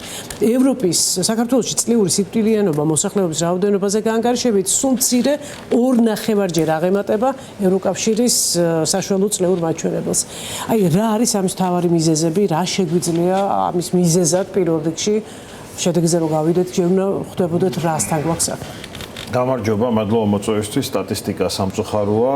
ის სტატისტიკა, რომელიც თქვენ გააცანით მაყურებელს, სხვათა შორის კიდევ უფრო დამაიმედებლად ჟღერს, იმიტომ რომ სინამდვილე გაცილებით მძიმეა. სტატისტიკა არ არის ზუსტი და სრულყოფილი, ის რომელიც გვაქვს ჩვენ მონაცემებით, იმიტომ რომ თუმცა ჩვენ ხელმძღვანელობდით, როცა ვეძებდით თქვა ინფორმაციას. არა, კი, თქვენ სწორად ბრძანეთ, უბრალოდ მე მინდა ვთქვა დავამატო, რომ სტატისტიკა გაცილებით მძიმეა, იმიტომ რომ ყველა საგზაო სატრანსპორტო შემთხვევის რეგისტრაცია ვერ ხერხდება, იმიტომ რომ ხშირად არ ხდება გამოძახება თუ ის საპატრულო პოლიცია არ შეესრო და უშუალოდ საგზაო სატრანსპორტო შემთხვევა, შეიძლება მძღოლები ერთმანეთშიც მორიგდნენ. გარდა ამისა, მათ შორის ის, ვინც გადაყავთ საავადმყოფოში, შესაძლოა 2 დღეში კი გამოწერონ საავადმყოფოდან ან 3 დღეში, მაგრამ ვერ მოხდება ამ შემდეგ რეციდივი დაავადების ან ტრავმის განვითარდეს და დაიღუპოს. ნებისმიერ შემთხვევაში ასეთი გარდაცვალების ეს მიზეზებიც უნდა უკავშირდებოდეს საგზაო სატრანსპორტო შემთხვევაში დაღუპულებს. ძირითადად ჩვენ რეალობაში, ვისაც ადგილზე ნახულობენ, რომ დაიღუპა, ძირითადად ის შედის სტატისტიკაში, პლუს აქ არის მონაცემები, რომელიც საპატრულო პოლიციის მიერ არის დამუშავებული, მაგრამ საქართველოში არის არაერთი რეგიონი, სადაც საპატრულო პოლიციის არეალი არ არის მოქმედების და იქ არის კრიმინალური პოლიცია და ის სტატისტიკა კიდე სხვა სტატისტიკა, ამიტომ ჩვენი გათვლით არის 4-ჯერ 5-ჯერ უფრო მეტი საშუალო ევროპულ მაჩვენებელზე დაღუპულების და დაშავებულების რაოდენობა. რა თქმა უნდა, მიზეზი არის, ესე ვთქვით, საგზაო სატრანსპორტო შემთხვევაში არ აქვს ერთი კონკრეტული მიზეზი, არის რამდენიმე მიზეზი, კომპლექსურია როგორც წესი.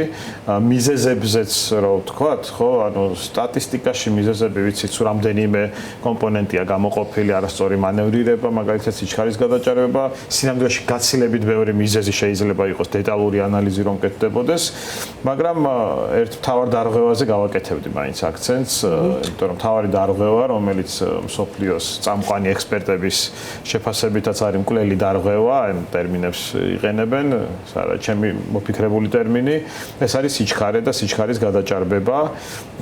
ჩვენ სიჩქარესთან მიმართებაში გვაქვს მრავალი პრობლემა. პირველი ის, რომ ოპტიმალური სიჩქარე არ არის საქართველოში დადგენილი, ის რაც უკვე საერთაშორისო გამოცდილებით არის საჭირო, მაგალითად განვითარებული ქვეყნების დედაქალაქებში, ცენტრალურ ქუჩებში 30 კილომეტრამდე შეიზღუდა საათში სიჩქარე, იმიტომ რომ ქვეითებთან შეჯახების შემთხვევაში ქვეითის გადარჩენის ალბათობა არის ძალიან დაბალი იყოს, ხო? კი, და გადარჩენის ალბათობა არის 80%-ზე უფრო მეტი და ჩვენთან ეს სიჩქარე ჯერ არ არის ოპტიმალურით დადგენილი. რაც არის დადგენილი, იმის გადაჭარბების შემთხვევაშიც ადმინისტრირება, კანონის ახსრულება არის სუსტი. აი ეგ არის ყველაზე დათო, როგორ ფიქრობთ თქვენ? ახსრულების მექანიზმების არარსებობა, ან თქვა სუსტი ახსრულება, ხომ არ შეიძლება იყოს აი ამ დაუსჯელობის სინდრომის შექმნის რაღაც ძალიან მნიშვნელოვანი ფაქტორი, რომელიც სიჩქარის გადაჭარბება შეგიძლიათ იყიდოთ.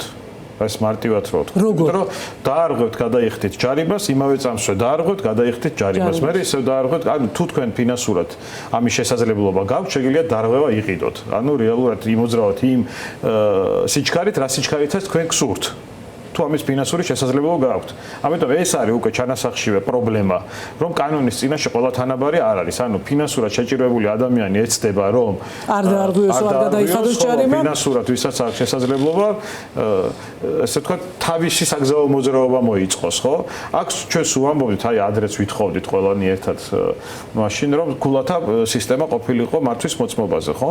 ეს დაინერგა, მაგრამ ნაწილობრივ, ანუ ეს დაწყებული რეფორმა არის გაჩერებული, იმიტომ რომ ქულათა სისტემით უნდა აღსრულდეს და გათანაბრდეს ყველა კანონის წინაშე. აი ხო, ქულების დაკავების ყველა შეშინია. მოქალაქეებსაც რო აუხსნათ, ქულათა სისტემა თქვათ რა შეცვლიდა, ანუ ქულები როგორც კი გაუთავდება ადამიანს, მას აღარ აქვს უფლება რომ მართოს მანქანა. ქულათა სისტემა შეცვლიდა იმას, რომ ჩვენ ყველანი საგზაო მოძრაობის მონაწილეები კანონთან ვიქნებოდით გათანაბრებულები მიუხედავად იმისა, ვის რა შემოსავალი გვაქვს. და ჯარიმას, გაზრდაზე და შემცირებაზე კი არ გვექნებოდა მსჯელობა, რომელი აჯობებს. არამედ იმაზე, რომ დამრღვევ პირს მიუხედავად მისი მდგომარეობისა, ქულათა სისტემით მოეთხოვებოდა პასუხი, რაც ნიშნავს იმას, რომ დააკლდება ქულები მართვის მოწმობიდან დარღვევის შემთხვევაში, ეს დარღვევები უნდა იყოს მიბმული კამერებზე, დღეს კამერებზე არ არის დარღვევა მიბმული და იმ არგუმენტაციით, რომ კამერა ვერ ახერხებს აღქმას ვინ მართავს საჭეს, თუმცა ეს პრობლემები აღარ არსებობს. თანამედროვე ტექნოლოგიებით ყველაფერი არის შესაძლებელი, კამერითაც აღქმადია ყველაფერი, ნებისმიერ ამის დადგენა შეიძლება. ამიტომ ქულათა სისტემა არის ის, რომ დარღვევის შემთხვევაში ქულა აკლდება, განულების შემთხვევაში მართვის მოწმობა ერთმევა ადამიანს და ეს ისეთივე პრობლემურია ადამიანისთვის, ვისაც შემოსავალი აქვს, როგორც ვისაც შემოსავალი არ აქვს. ამიტომ კანონის წინაშე გათანაბრდებოდნენ მძღოლები. ეს არის თავი. იმიტომ რომ დღეს, როდესაც ვთქვათ, რუსთაველზე რამდენმა ადამიანმა გაიარა, ვის ადიდგა ტროტუარზე, ეს თუ ესეთი ადვილად ვთქვათ, ამოსაცნობი ინფორმაცია, რატომ შეიძლება ძალიან მაღალი სისწრაფით მიმავალი მანქანა იყოს ამოუცნობი და ან რაღაცა პრობლემა შეიქმნას. ხო, ეგ არის პრობლემა, რომ დღეს ვერ ხერხდება იმ მძღოლების დაცვაც, მათ შორის, ვინც სულ კანონს იცავს, პატიოსნად მოძრაობს, არაფერს არ არღვევს და ამ დროს შეიძლება ის ხვერპლი გახდეს, ხო? ვასილ, აქ აუცილებლად უნდა ვთქვათ ერთი რამ, 2025 წლამდე რაც იყო სტრატეგიული გეგმა მიღებული, მას ვადა გაუვიდა და 2026 წლის სამუშაოები მიმდინარეობს. ახლა თუ ხართ პროფესიონალები ჩართულები ამ, ვთქვათ, ზუსტად აი ამ ჯარიმების, კანონების შემუშავების პროცესში, თუ გეკითხებიან პროფესიონალებს, აი თქვენ აზრს იმასთან დაკავშირებით, რა შეიძლება ამ ახალ სტრატეგიაში ჩაიწეროს, ის რამაც ვერ იმუშავა, იმიტომ რომ მქონდა ასეთი მოცემულობა, რომ 25%-ით უნდა შემცირებული იყოს შემთხვევების რაოდენობა იმ სტრატეგიით, მაგრამ პირიქით გაიზარდა. დიახ, სამწუხარო რეალობა და ეს არის საკითხი, რომელიც მიუხედავად პოლიტიკური შეხედულებისა და მიუხედავად აი პოლიტიკური დღისწესრიგისა, მაინც არის ყველასთვის თანაბრად პრობლემა და მეტად საყურადღებო საკითხია, იმიტომ რომ არავინ არ არის დაცული და არავინ არ არის სამქვეყანაში უზრუნველყოფილი იმით, რომ მასაც არ შეეხება ის უბედურება, რაც ხდება საქართველოს საავტომობილო გზებზე. ყოველგვარი პოლიტიკური მიკროფონი. ამიტომ, მაგრამ პოლიტიკას გვერდს ვერაუვლით, იმიტომ რომ ეს არის პოლიტიკის ნაწილი და ხელისუფლებას განსაკუთრებული როლი და განსაკუთრებული პასუხისმგებლობა ეკისრება, როცა ჩვენ ვლაპარაკობთ საგზაო მოძრაობის უსაფრთხოებაზე. ჩვენ ჯერ კიდევ 2013-14 წლებში არასამთავრობო სექტორის ფარგლებში აქტიურად თანაშრომლობდით ხელისუფლებასთან. კი, მეც მახსოვს, არაერთხელ გვიმუშავე ამ თემაზე. ბევრი მსჯელობა ყოფილა, ბევრი ასე ვთქვათ, შეუთანხმებელი საკითხები, ბევრი კამათი, დებატები, რაც საბოლოო ჯამში იყო ძალიან კარგი, იმიტომ რომ რაღაც კონკრეტულ შედეგებზე მაშინ გავედით და ხელისუფლებამ რაღაც ნაბიჯები გადადგა, ეს იყო ქულათა სისტემის შემოღება, ეს იყო უკონტაქტო პატრული, ჭკვიანი ვიდეო კამერები, მაგრამ ამას ჰქონდა ძალიან მცირედი ეფექტი, შეიძლება 6 თვეც კი არ გაგრძელდა ეს ეფექტი, იმიტომ რომ უკვე ამას თუ განგზობადი ხასიათი არ აქვს და ეს თუ რაღაც დიდი სტრატეგიის ნაწილი არ არის და არ არის კომპლექსური ღონისძიებები, ეს ერთჯერადი ინიციატივები საბოლოო ჯამში შედეგზე არ გადის. რა არის ეს კომპლექსური სხვა ნაბიჯები, რომელიც უნდა გადადგა? უამრავი საკითხი არის, პრობლემებზე ვისაუბრებ და მე თუ დრო მექნება გადაჭრის გზებზე ჩვენი ხედვები რაც არის, შეიძლება არ იყოს ვიღაცისთვის მისაღები, მაგრამ ეს არის ან თავარი არის მადლობა თქვენ რომ ამ საკითხს დროს უთმობთ და ამაზე დისკუსია იმართება, მნიშვნელოვანია რომ დისკუსია ფართო იყოს და მონაწილეობდეს მათ შორის ხელისუფლება და კონკრეტული გადაწყვეტილების მიმღები პირები, მე არ მაქვს საუბარი პოლიტიკურ ხელისუფლებაზე, არიან ბევრი ადამიანები სხვადასხვა სამინისტროებში, საჯარო მოხელეები, საჯარო სამსახურებში, რომლებიც პირდაპირ არიან პასუხისმგებლები და შეიძლება გარკვეულ დონეზე გქონდეთ კიდევაც ინტერესი რომ საკითხის ასე ვთქვათ მოგვარება წარმოადგენდეს მათთვის პრიორიტეტს, მაგრამ იმდენად გაშლილი არის ეს პრობლემა და იმდენად დეზორიენტირებულია სხვადასხვა სამინისტროებში, სხვადასხვა უწყებებში, რომ არ ხერხდება, ასე ვთქვათ, მკაფიო პოლიტიკის გატარება, რომ პრევენციული ღონისძიება იყოს გატარებული. არის ზუსტად ეგ, აი რა უწყებები უნდა იყვნენ კოორდინაციაში, რომ ეს პრობლემები რაც შეიძლება შემცირდეს და ადამიანების უსაფრთხოება იყოს მეტად გარანტირებული. რა უწყებები უნდა იყოს კოორდინაციაში? პირველ რიგში ტრანსპორტის პოლიტიკაზე პასუხისმგებელი უწყება, რომელიც დღესდღეობით არის ეკონომიკის სამინისტრო, მაგრამ ეკონომიკის სამინისტრო მოკლებულია შესაძლებლობებს, იქ არსებობს ტრანსპორტის პოლიტიკის დეპარტამენტი, ყავს მინისტრის მოადგილე, ეკონომიკის მინისტრის მოადგილე თამარი ოსელიანი, სხვათა შორის, რომელიც სხვადასხვა უწყებებში მუშაობის დროს საკმაოდ ეფექტიანი იყო, მაგრამ თუ არ გატარდა ინსტიტუციური რეფორმა პირველ ეტაპზე, ამ პრობლემის მოგვარება არის შეუძლებელი, იმიტომ რომ მთავარი პრობლემის სათავე იწყება შინაგან საქმეთა სამინისტროში და დავიწყოთ მაშინ ამ პრობლემების ჩაშლა. პირველი პრობლემა არის ის, რომ ჩვენ ვერასდროს ვერ გადაუჭრით რაიმე საკითხს, თუ არ ვიცით ამ პრობლემის გამოწვევის მიზეზი რა არის სინამდვილეში. ჩვენ რაც არ უნდა ვილაპარაკოთ, შეგვიძლია საერთაშორისო ექსპერტების და საერთაშორისო კვლევების ესე ვთქვათ დასკვნები რომ გამოვიყენოთ და მე დავიცვეთ ახმები რომ სიჩქარის გადაჭარბება და არის რაღაც კომპონენტები რომლებიც ანუ ვერც ვერაული რომ არის ძირითადი პრობლემა, მაგრამ საქართველოს შემთხვევაში რა არის გამომწვევი მიზეზი ავტოსაგზაოს შემთხვევაში ჩვენ არ ვიცით. რომ შინაგან საქმეთა სამინისტრო, საპატრულო პოლიცია არა იმიტომ რომ ისინი უბრალოდ ამით არ არიან დაინტერესებულები და გულგრილები არიან, რიგ შემთხვევებში შეიძლება ვიღაც იყოს გულგრილი, შეიძლება ვიღაცაც გული შესკროს, ანუ ინსტიტუციურად ისინი არიან უბრალოდ აღმწერელები ავტოსაგზაოს შემთხვევებში. აი ავტოსაგზაოს შემთხვევა მოხდა და მინდა რომ აღწერა. მოხდა ავტოსაგზაოს შემთხვევა თუ მძღოლინასო მდგომარეობაში იყო, უპირობოდ ან არაფერი აღარ გრძელდება და იწერება რომ გამომწვევი მიზეზი იყო ის რომ მძღოლინასო მდგომარეობაში მართავდა ავტომობილს, თუ არის სიჩქარის გადაჭარბება თუ ფიქსირდება, აუცილებლად სიჩქარის გადაჭარბება გამოიწვია, რაღაც არასწორი მანევრი არის ერთი კომპონენტი, რაც ოფიციალურად სტატისტიკაში არის და დანარჩენი დაუდგენელი მიზეზი. მაგრამ სიღრმისეულად იმ სიჩქარის გადაჭარბების უკან რა დგას? ხო, ანუ რატომ და აი თქვენ დასვით ხო ეს შეკითხვა რატო აძლევენ ადამიანები თავს უფლებას რომ გადაჭარბებული სიჩქარით იმოძრავონ. ამის კვლევა და ამის ასე თქვა სიღრმისეული გამოძიება არ მიმდინარეობს. ნასვამ მდგომარეობაში წარმოუდგენელია თორემ თუ ნასვამ მდგომარეობაში როცა მართავენ ადამიანები ავტომობილს ამის გამომწვევი მიზეზი რა არის? საერთოდ არ ფიგურირებს ავტომობილის ტექნიკური გაუმართავობა, შეიძლება ესეც იყოს, არ ფიგურირებს ინფრასტრუქტურის გაუმართავობა და უმრავლეს შემთხვევაში შეიძლება უშუალოდ გამომწვევი მიზეზი არ იყოს ინფრასტრუქტურის გაუმართავობა, მაგრამ ინფრასტრუქტურის გაუმართავობა იყოს მაპროვოცირებელი მიზეზი. ანუ ესე ვთქვათ, მომატებული რისკის და მომატებული საფრთხის მქონე ინფრასტრუქტურა. ამიტომ პირველ რიგში რაც უნდა გაკეთდეს ინსტიტუციური რეფორმის შემდეგ, უნდა დაიწყოს თითოეული ავტოსაგზაოს შემთხვევის იმგვარი ღრმა შესწავლა, რომ ანალოგიური აღარ განმეორდეს და მე ხშირად პარალელს ვავლებ ხოლმე ავიაციასთან, რადგან მე კომპლექსურად ვიკვლევ ტრანსპორტის სექტორს, ავიაცია არის ყველაზე უსაფრთხო ტრანსპორტი. კი ბატონო. დღეს დედამიწაზე. და ერთადერთი რამ რაც განაპირობებს მის უსაფრთხოებას არის მაღალი პასუხისმგებლობა. რადგან თავისთავად საჰაერო ტრანსპორტი არის მომატებული საფრთხის მქონე, თავიდანვე გაჩნდა, ასე ვთქვათ, პრიორიტეტი, რომ მომატებული იყოს პასუხისმგებლობაც. ამიტომ წლების განმავლობაში თითოეული ავიაკატასტროფა ხდებოდა მაგალითი, რომ მსგავსი მიზეზით აღარ განმეორებულიყო.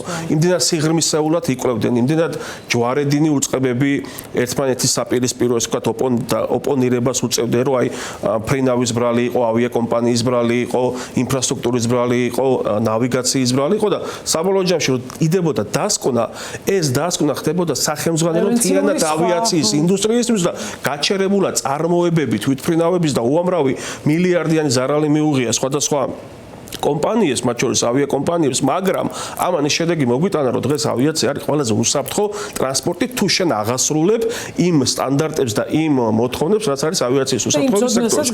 ამიტომ ჩვენ უბრალოდ შეგვიძლია ეს მოდელი ავიღოთ და გადმოვიტანოთ საავტომობილო ტრანსპორტში, მე ეს განსხვავებული მდგომარეობა არის, ანუ ფიზიკურ პირებთან გვაქვს საქმე და არა ერთ კონკრეტულ კომპანიებთან, როგორც ავიაციაში არის, მაგრამ აქაც შეგვიძლია დავიწყოთ იმით, რომ უბრალოდ დავადგინოთ რა არის პრობლემა? თუ არის ადამიანების მენტალური პრობლემა, იმიტომ რომ მე ვფიქრობ, რომ ძალიან ბევრი ადამიანი შეიძლება ქონდეს რაღაც მენტალური პრობლემა, არა იმიტომ რომ ის მას საკუთარი თავი არ უყვარს, ან საკუთარი ოჯახის წევრები არ უყვარს, უბრალოდ არაინფორმირებულობის გამო, არასათანადო განათლების გამო, უბრალოდ თავს აძლევს უფლებას იმის, რომ გადაჭარბებული სიჩქარით იმოძრაოს დასახლებულ, თქვა პუნქტებში ან ქალაქში, ან თავს აძლევს იმის უფლებას, რომ ნასვამ მდგომარეობაში მართოს ავტომობილი და ამის საპრევენციოდ ხელისუფლება წლების განმავლობაში რას აკეთებს, ხო?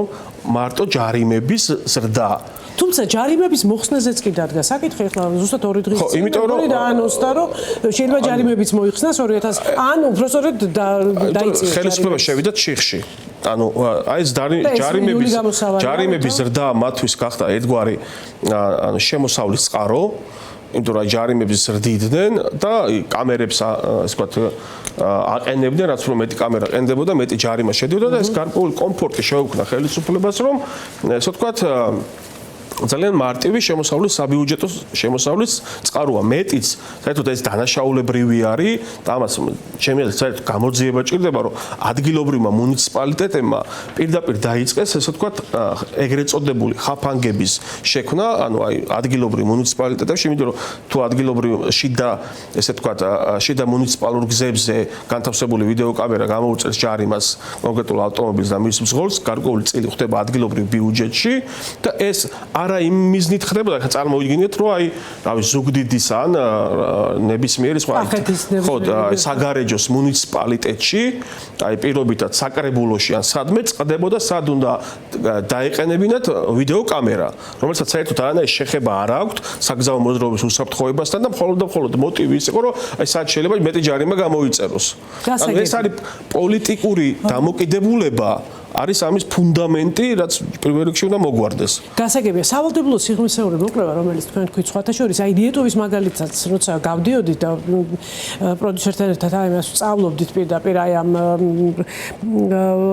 მათ სტრატეგიულ გეგმას, რომელიც ზუსტად იმიტომ შეადგინეს, რომ 90-იან წლებში ლიეტოვაში და ზოგადად პრიბალტიკის ქვეყნებში იყო ძალიან მძიმე მდგომარეობა ამ მიმართულებით. და სავალდებულო სიღრმისეული კვლევა გულისხმობდა ბრძოლის ბრალეულობას, გზის გეომეტრიას, განათებას და ტექნიკურ გამართულობას, რათა გამორიცხული ყოფილიყო ინფრასტრუქტურული ხარვეზები. კიდევ რა არის, რაც აუცილებლად უნდა დაედოს საფუძვლად სტრატეგიულ გეგმას, სამოქმედო გეგმას. მე მიყვარს ლიეტოვის მაგალითი ძალიან, იმიტომ რომ ლიეტოვამ აჩვენა საუკეთესო შედეგი საგზაო სატრანსპორტო შემთხვევების კლების და დაღუპულების კლების. 50% თუ არ ვწდები. ყველაზე სწრაფი, ასე ვთქვათ, შედეგი და ეს განაპირობა იმით, რომ ინსტიტუციური გადაწყვეტა იყო სწორი, შეიქმნა საგზაო უსაფრთხოებას პასუხისმგებელი სტრუქტურა, თუმცა მანამდე საგზაო შემთხვევები და დაღუპულების და დაშავებულების ეს მთლიანი თემა გახდა პრიორიტეტული, ანუ ოფიციალურად გამოცხადა, რომ ეს არის ტრაგედია ლიეტოვისთვის, რომ ჯანმრთელი ადამიანი, აი ამდენი 800, 1000, 900 და 1000 ადამიანი წლის განმავლობაში იღუპებოდეს ესეთ პატარა ქვეყნისთვის, ხო? ძალიან ჩვენთვისაც. ჩვენც პრაქტიკულად ანალოგიური მდგომარეობა გვაქვს. იქ უბრალოდ ამის აღიარება მოხდა როგორც ერთ-ერთი მთავარი პრიორიტეტის და ამას მოყვა შემდეგ ის დადებით შედეგები და აი მინდა რომ არ გამომჩეს ავტომობილი, ანუ რა მიმართულებებია საგზაო უსაფრთხოებისთვის, ხო? ერთი არის ავტომობილი და მისი ტექნიკური მდგომარეობა, მეორე არის ინფრასტრუქტურა, მძღოლი, ხო? და ის მართვის მოწყობა და მისი ასე ვთქვათ, უნარჩვევები, საჭის მართვის კანონმდებლობა როგორია, პასუხობს თუ არა გამოწვევებს, განათლება და ცნობიერება აუცილებლად და რაც ყველაზე მთავარია, ჩვენ ხშირად როცა საუბრობთ ხოლმე, არ ვაქცევთ ხოლმე ყურადღებას, ეს არის გადაუდებელი სამედიცინო დახმარება. სხვათა შორის ჩვენ გქონდა ერთობლივად ამ თემაზე სამუშაო ჩატარებული წლების წინ, რომ გადაუდებელი, ანუ ჯანდაცვის სპეციალურად გადამზადებული ამ სერიოზულად არის შესატანი აქ, ხო? ადამიანები იღებენ თუ არა საგზაო შემთხვევის დროს გადაუდებელ სამედიცინო დახმარებას დროულად. ხდება თუ არა შეტყობინების მისვლა შესაბამის სტრუქტურებში დროულად. ეს უნდა ხდებოდეს ავტომატიზირებულ რეჟიმში. ადამიანს არც უნდა ჭირდებოდეს ტელეფონის აღება და დარეკვა. შეტყობინებების დაგზავნა ისე უნდა ხდებოდეს. არის ამის საშუალებები და თანამედროვე ტექნოლოგიები. ყველაფერი ეს ლიეტოვამ გაითვალისწინა და დღეს ჩვენ გვაქვს უკვე წარმატებული მოდელი არა მხოლოდ ლიეტოვის საკითხ, არამედ ევროპისთვის თავარი პრიორიტეტი, ეს არის Vision Zero, ანუ ნულოვანი მაჩვენებელი დაღუპულების თავიდან ეს რო გავიგეთ შვედური შედების ინიციატივაა, მაგრამ ატაცებულია და ეს ევროკავშირის მიერ და უკვე პროგრამა არის შესაბამისი, რომელიც გულისხმობს, რომ 2030 წელს უნდა განახევდეს საერთოდ მთლიანად ევროპაში დაღუპულების და დაშავებულების რაოდენობა, მიუხედავად იმისა, რომ ავტომობილების რაოდენობა იზრდება და მზარდია, მიუხედავად ამისა, ეს ტენდენცია არის უკვე ევროპულ ქალაქებში და ჩვენ გვაქვს ევროპული ქალაქები, სადაც არც ერთ დაღუპული არ არის, უკვე არსებობს ასეთი. რამდენად არის შესაძლებელი, რომ პირდაპირ აი ამ თქვათ სამ მაგალითით ვისარგებლოთ და წავყვეთ ამას? აბსოლუტურად ჩვენი პრობლემა დღევანდელი არის ის, რომ სწორად დაწყებული იყო რეფორმები, მაგალითად იგივე მართვის ქულებზე, ქულათა სისტემის დანერგვაზე, სწორად დაწყებული რეფორმა იგივე ჭკვიან კამერებზე, ტექინსპექტირება, რომელიც ასოცირების ხელშეკრულებით აღებული ვალდებული, ანუ ინიციატივები სწორია, სწორად არის დაწყებული, მაგრამ დღეს რა სტადიაშია ხო ეს ინიციატივები, იმიტომ რომ თუ რეფორმა არ მიდის ბოლომდე და მას ტალღები აქვს ხო, ერთი ტალღა, მეორე ტალღა, თუ ეს არ მიდის, შემდეგ ის იჭედება უბრალოდ და ის სტატისტიკა გვაქვს, რომელიც გვაქვს, ხო, გაიჭედა. აი დღეს სად ვართ ჩვენ? ამიტომ პროგრამა, აი ეს Vision Zero, რასაც ვამბობდით, შეიძლება ცალკე არსებობდეს საერთოდ პროგრამა, რომელსაც ყველა გავყვებით. არსებობს სტრატეგია, სამთავრობო გეგმა, აი თქვენ ბრძანეთ, ხო, საგზაო უსაფრთხოების, კი ბატონო, საგზაო უსაფრთხოების დეპარტამენტიც არსებობს, ვითხოვდით ჩვენ ესეთი სტრუქტურის შექმნას და შეიქმნა, მაგრამ საგზაო უსაფრთხოების დეპარტამენტს უნდა ქონდეს შესაბამისი მატერიალურ-ტექნიკური ბაზა. იმისთვის, რომ მან ელემენტარულად კვლევების ჩატარება შეძლოს, პრევენციული ღონისძიებების დაგეგმა შეძლოს, ხო? ეხლა ჩვენი მეორე მოთხოვნაც ეს არის, ეხლა რომ მატერიალურ-ტექნიკური ბაზაც გამოუყვან ამ სამსახურს, ახან შეიქმნა, ხო? რომ კვლევა ჩატარდეს, ექსპერტების დაქირავება შეძლონ ელემენტარულად, შავი წერტილების აღმოფხრა შეძლონ, რომელიც არის ქვეყნის მასშტაბით არაერთი და ეს ის ადგილებია, სადაც ბევრი საგზაო სატრანსპორტო შემთხვევა ხდება. აი ეს Vision Zero-ს პროგრამა, ნულოვანი მაჩვენობის პროგრამის დანერგვა შეგვიძლია, აქ არაფერი საოცრება არ წერია იმ იმაში და პირველი რა წერია, რომ ყოველთვის მძღოლი არ არის დამნაშავე. ანუ მძღოლმა შეიძლება უნებლიედაც დაუშვა შეცდომა. თავი რო დავანებოთ ურჩმძღოლებს, ხო? აი ჩვენ ვიხსენებთ ხოლმე დარღვევებში ურჩმძღოლებს, მაგრამ გავიწყდება რომ უნებლიედაც ხდება ადამიანია, ვინც საჭეს მართავს, შეიძლება ჯანმრთელობის მდგომარეობა გაუარესდეს, შეიძლება რაღაც გარემო ფაქტორმა იმოქმედოს, რომ შეცდომა დაუშვას.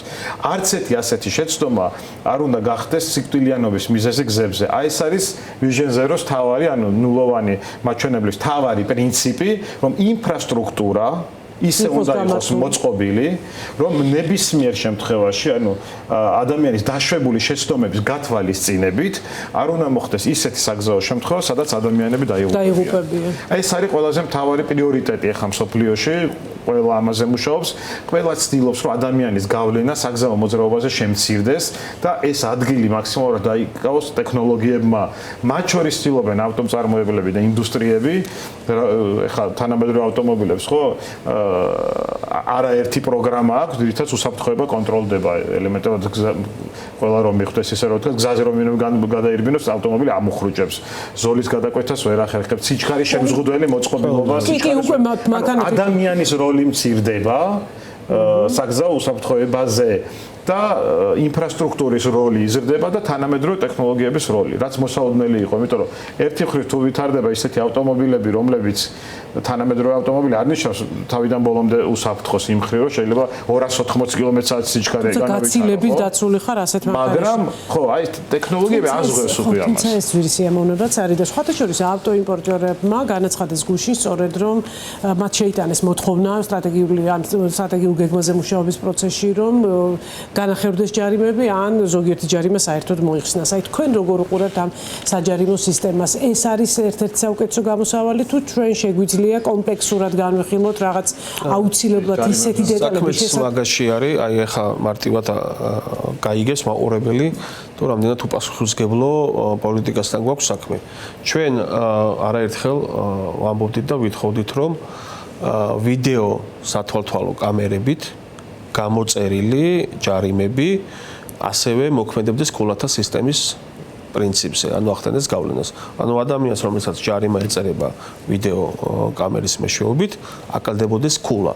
და ეს სიჩქარის გადაჭარბება იყოს მთავარი საკითხი.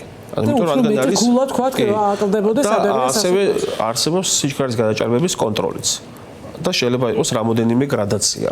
ანუ 10 კილომეტრით გადაჭარბება, 20 კილომეტრით გადაჭარბება, 30 კილომეტრით გადაჭარბება, ხო? რაც უფრო დიდია სიჩქარე, მით უფრო დიდია შანსი ავტოსაგზაო შემთხვევის, ასე ვთქვათ, პროვოცირების და შემდეგ ნეგატიური შედეგების, ასე ვთქვათ, მიღების. ამიტომ ხო, აი არ დაგავიწყდეთ რა უნდა თქვა. მე მოგეთათ დამართია საჭესთან ესეთი რაღაცა, რომ ისეთი სისწრაფით ჩაულია ჩემთვის მანქანას, რომ აი უცებ დამიკარგავს კოორდინაციის უნარი, იმიტომ რომ ეს ძალიან რთულია, ძალიან. რატო ხდება ეს? ანუ იმიტომ რომ როგორც დავითმა აღნიშნა, ანუ ადამიანებს შეიძლება აქვთ იმის ფუფუნება, რომ ჯარიმა თუ გადაიხადონ, ან იმ კონკრეტულ შემთხვევაში რაღაც ესეთ ხასიათზე გაიღვიძა, რომ დღეს თუ დამაჯარიმებენ, გადავიხდი. მაგრამ ეს ჯარიმა არის, ანუ აღქმაში ადამიანის ძღოლის ეს არის ჯარიმა, ფინანსური სანქცია. მაგრამ როგორც კი ეს ფინანსური სანქცია ჩანაცვლდება უკვე იმ სანქციებით, რომელიც შეიძლება მათი მართვის მოწმობის ჩამორთმევასთან იყოს დაკავშირებული, უკვე ადამიანები იმაზე არ იფიქრებენ მხოლოდ იმაზე, რომ ეს არის ჯარიმა. ეს არის უკვე სანქცია, რომელიც უკავშირდება მათი მართვის, პირველ ეტაპზე მართვის მოწმობის ჩამორთმევას. ამიტომ რა მოხდება? შემცირდება ჯარიმების რაოდენობა. ამით რა მოხდება? შემცირდება საბიუჯეტო შემოსავალი. აი ამიტომაც აი ამ კონკრეტულ დამოკიდებულებაში ჩანს თუ რამდენად უპასუხისმგებლოა ხელისუფლება. და ეხლა რო ნახეს, რომ აი ჯარიმები გახადეს, ანუ აი წარმოიდგინეთ ეხლა თბილისიდან ბათუმამდე რომ გადაადგილდებოდა ადამიანი, აი 4-5 ჯარიმა შეიძლება გზის განმავლობაში მიეღო. და ეს იყო როგორ, ანუ იქ არ საერთოდ ისეთ ადგილებში, სადაც არანაირი კავშირი არ აქვს საგზაო მოძრაობის უსაფრთხოებასთან. აი რაღაც კონკრეტულ მონაკვეთებში, აი ავტობანსა და ავტობანს შორის, რაღაც სადაც 40 კილომეტრის სიჩქარის ასე ვთქვათ, შემზღუდავი არის და ანუ აი მე უწოდებ ანუ რაღაც ამ ტერმინით ხაფანგები, სადაც ანუ აი მძღოლს მიზანმიმართულად ცდილობენ, რომ აი პროვოცირებას უწყობენ, რომ სიჩქარის გადაჭარბება დაფიქსირდეს. ანუ პრიორიტეტი არის ეს. და თუ შენს პრიორიტეტი ჯარიმები განახევრებას დეც მივალ და ჩვენ ამ საკითხზეც მუშაობ და პირველ რიგში ის ჯარიმები უნდა გაანახევრონ, რომელიც საერთოდ არანაირი კავშირში არ არის საგზაო მოძრაობის უსაფრთხოებასთან, მაგალითად პარკირების ჯარიმები თბილისში დღის განმავლობაში 1100-დან 1200-მდე ადამიანს უწერენ პარკირებაზე ჯარიმას, 50 ლარიან ჯარიმებს და ეხლა დაიწყეს რეგიონებში 10 ლარი იყო, სხვადასხვა საქართველოს მასშტაბით სხვადასხვა ქალაქებში და ეხლა იქაც 50 ლარი გახადეს და ესეც აი შემოსავლის წყაროდ თუ განახევრებაზე მიდის საუბარი პირველ რიგში განახევრდეს უნდა პარკირების ჯარიმები და ის ჯარიმები, რომელიც უშუალოდ არ არის დაკავშირებული საგზაო მოძრაობის უსაფრთხოებასთან და პირდაპირ გავლენას არ ახდენს ადამიანების სიცოცხლეზე და მათ ჯანმრთელობაზე, ხოლო რაც შეეხება ერთ-ერთ მთავარ გამოწვევას, რომელიც პირდაპირ არის დაკავშირებული საგზაო მოძრაობის უსაფრთხოებასთან, სიჩქარის გადაჭარბება, მოხდეს გრადაცია სიჩქარის გადაჭარბების და არა მხოლოდ ფინანსური სანქცია, არამედ მიუხედავად იმისა, ეს იქნება ვიდეო კამერის მიერ გამოწერილი ჯარიმა თუ საპატრულო პოლიციის თანამშრომლის მიერ გამოწერილი ჯარიმა პირდაპირ ითვალისწინებს მართვის მოწმობის ჩამორთმევას. შემცირდება ჯარიმების რაოდენობას, კი დაკარგავს საბიუჯეტო შემოსავალს ხელისუფლება, მაგრამ შემცირდება ავტოსაგზაო შემთხვევების რაოდენობაც, თუ ვიმსჯელებთ ისიც, მე უკვე აღნიშნავ, რომ ესეც არის ზედაპირული მსჯელობა, თუ ვიმსჯელებთ იმ გამოცდილებით, რა გამოცდილებაც არის ევროპულ ქვეყნებში და სტრატეგიაზე, როცა ვლაპარაკობთ, ანუ აი ძალიან დეპარტამენტებს ქმნიან, თან რაღაც შტატებს და ანუ 21 საუკუნეში, აი დღეს ერთ ადამიანს არ აქვს მნიშვნელობა თუ რა განათლების არის და რა გამოცდილება აქვს ცხოვრებაში. ვისაც უბრალოდ ხელოვნური ინტელექტის მართვა და ესე ვთქვათ, ხელოვნური ინტელექტთან მუშაობა შეუძლია, ძალიან მარტივად აღარ ჩამოვთვლი ხა იმ ხელოვნური ინტელექტების იმ პლატფორმებს, რომელიც არის ხელმისაწვდომი, მინიმალური ხარჯით, აი რაღაც მიზერული გადასახადით შეუძლია, აი როგორც აღნიშნა დავითმა, იქნება ეს ბალტიის ქვეყნები თუ იქნება ეს ევროკავშირის ქვეყნები, ყველა სოფლიოში წამყვანი სახელმწიფოების საუკეთესო დოკუმენტები უბრალოდ ხელოვნურ ინტელექტს აუტვირთონ და ზუსტად მაქსიმუმ 9 საათში დაიდება საუკეთესო სტრატეგია და საუკეთესო გეგმა, რომელსაც უბრალოდ ჭირდება აღსრულება და ჭირდება დამოკიდებულების შეცვლა. პოლიტიკის დონეზე ხელისუფლება უნდა შეწყვეტა აღიაროს და აი თუ პრიორიტეტი არის და უნდა იყოს ხომ კრიმინალთან ბრძოლა. ხო და ანუ ხელისუფლება ამ ხელა ესე ვთქვათ ინსტიტუციას ხო შინაგან საქმეთა სამინისტროს კრიმინალური პოლიცია რაღაცა ცენტრალური კრიმინალური პოლიცია მუშაობს იმაზე რომ კრიმინალი არ იყოს და ცხადია ეს უნდა იყოს და მაგრამ თუ ავიღებთ სტატისტიკურ მაჩვენებლებს დაახლოებით 150-დან 200-მდე ადამიანი სიცოცხლე ესე ვთქვათ ეწირება კრიმინალურ დანაშაულს ორჯერ და სამჯერ უფრო მეტი ადამიანი იღუპება ავტოსაგზაო შემთხვევების შედეგად. ხელისუფლება თუ ზრუნავს ადამიანების სიცოცხლეს და მათ ჯანმრთელობას და ეს არის პრიორიტეტი.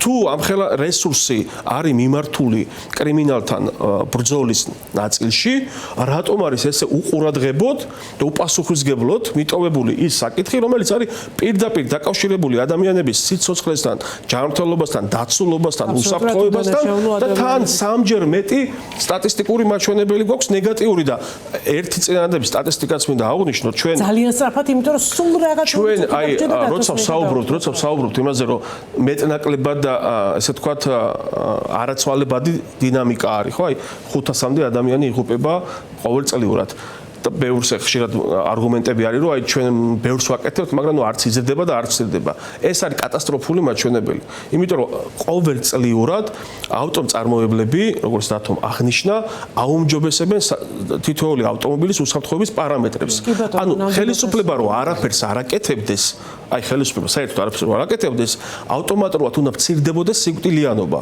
იმიტომ რომ უსაფრთხოების ბალიშები უსაფრთხოების სისტემები ანუ ავტომობილები თავად უკვე ისეთი უსაფრთხოების პარამეტრების მაჩვენებლებით არიან აღჭურვილები, რომ უნდა მცირდებოდეს და რადგან ეს სტატისტიკა არ მცირდება და რიგ შემთხვევაში მზარდია წარმოგიდგენთ რა კატასტროფული დაღმასვლა არის ამ მიმართულებით ქვეყანაში, რომ არ ვიცი რა შედეგებია შეიძლება მიგვიყვანოს, ამიტომ ეს პასუხისგებლობა უნდა ისიც რაც უკვე ასე თქვა, ისიც რაც თქვა შენ თქვი და ხო უკვე იმდენი მაგალითი არსებობს საუკეთესო პრაქტიკების მართლა, რომ თუმცა ძალიან მინდა მაინც ძღოლებსაც მიმართოთ, გამოვიყენოთ ეს შანსი, იმიტომ რომ ყველას არ აქვს საშუალება რომ იცით მანქანაზე იჯდეს, რომ სრულიად დაცულად გრძნობდეს თავს და თქვა ბევრი პრევენციული მექანიზმი ქონდეს თავად მანქანას. ძალიან მინდა რომ აი ესეც რაღაცნაირად გავაგებინოთ ადამიანებს, რას ეთამაშებიან, როცა უმატებენ სიჩქარეც, როცა მთვრალების ხდებიან საჭესთან და ასე შემდეგ. კი, პირველ რიგში მინდა ესეთი ტკივილით თქვა ესეც, რომ ჩვენი საზოგადოება მიეჩვია საგზაო შემთხვევებში დაღუპულების შემთხვევებს თვითონ აი ინფორმაციას, თითქოს ნორმალიზებულია, რომ საგზაო შემთხვევა თუ მოხდა, იქ დაიღუპებოდა ვიღაც. აი ისეთი რაღაც განსაკუთრებული ის აღარ არის ამის აღქმა, იმდენად სამწუხაროდ მიეჩვია ხალხი, რომ საგზაო შემთხვევები ხდებოდა, იქ ადამიანები უნდა იღუპებოდნენ. პირველი რაც მინდა ჩვენ მაყურებელს უთხრა არის ის, რომ არ არის ნორმალური, რომ თბილისიდან გავიდა სიტყვაზე 10 ადამიანი და ბათუმში ჩავიდა 4. ხო, ეს არ არის ნორმალური მდგომარეობა და არ შეიძლება ამაზე შეგუება, იმიტომ რომ არ არის მობილობა ის ხარკი, რომ სიცოცხლე იხადო ადამიანებმა იმისთვის, რომ ერთი A პუნქტიდან B პუნქტამდე მივიდნენ. ხო, ეს ნორმალური მდგომარეობა არ არის და უნდა ვიცოდეთ, რომ საგზაო შემთხვევები უკვე არის ესეთი სახელმწიფოები, ესეთი ქალაქები, სადაც ნულოვან მაჩვენებელს აჩვენებენ დაღუპულების შედეგ. ანუ ჩვენც ამას უნდა მივახციოთ, ხო, ეს მიიღწევა, რა თქმა უნდა, ერთი მხრივ, როგორც თქვით, თანამედროვე ტექნოლოგიების დანერგვით, მათ შორის ინფრასტრუქტურის გაუმჯობესებით და მეორე მხრივ, რა თქმა უნდა, ჯერ არის ის მომენტი, რომ მძღოლს თვითონ გავლენა აქვს საგზაო მოძრაობაზე, თულად ავტომატიზირებული სისტემებით ვერ იქნება ეს ყველაფერი მართული, რომ ადამიანის ფაქტორი მთლიანად გამოვიყვანოთ იქიდან და მართლაც მიმართავ და ვთხოვ, რომ ელემენტარულად რისკის ქვეშ აგდებენ ხო ანუ თავის არიბრალებ ამ დროს ხო რამდენი შემთხვევა არ მინდა ეხლა კიდე ჩამოთვლა არასრულწლოვნების ბავშვების და ხო აქედან გამომდინარე მაინც თვლი რომ თავარი პრობლემა ჩვენი კიდე გრძელვადიან პერსპექტივაში არის განათლებაში იმიტომ რომ საგზაო მოძრაობა განვითარებული ევროპულ ქვეყნებში ისწავლება ბაღის ასაკის ბავშვებიდან სხვათა შორის ასეთი პროგრამა გვაქვს დამუშავებული მათ შორის მე ჩემ მეგობრებსაც ქალბატონ თამარ გაგოშიძესთან, იმიტომ რომ გათვალისწინებული აქვს თელი ფსიქოლოგიური ფაქტორები ბავშვი როგორ უნდა სწავლობდეს საგზაო მოძრაობის უსაფრთხოებას უკვე ბაღის ასაკში. უნდა იცოდეს ავტობუსში როგორ ავიდეს, ჩამოვიდეს, გზა როგორ გადაჭრას, თუ ზებრა გადასასვლელი არის, როგორ მოიქცეს, ესკალატორზე მაგალითად მეტროში რომ მხარეს იდგეს. ეს ის დეტალები რომელიც ბავშვის დასწავლადია, ისწავლება, ხო?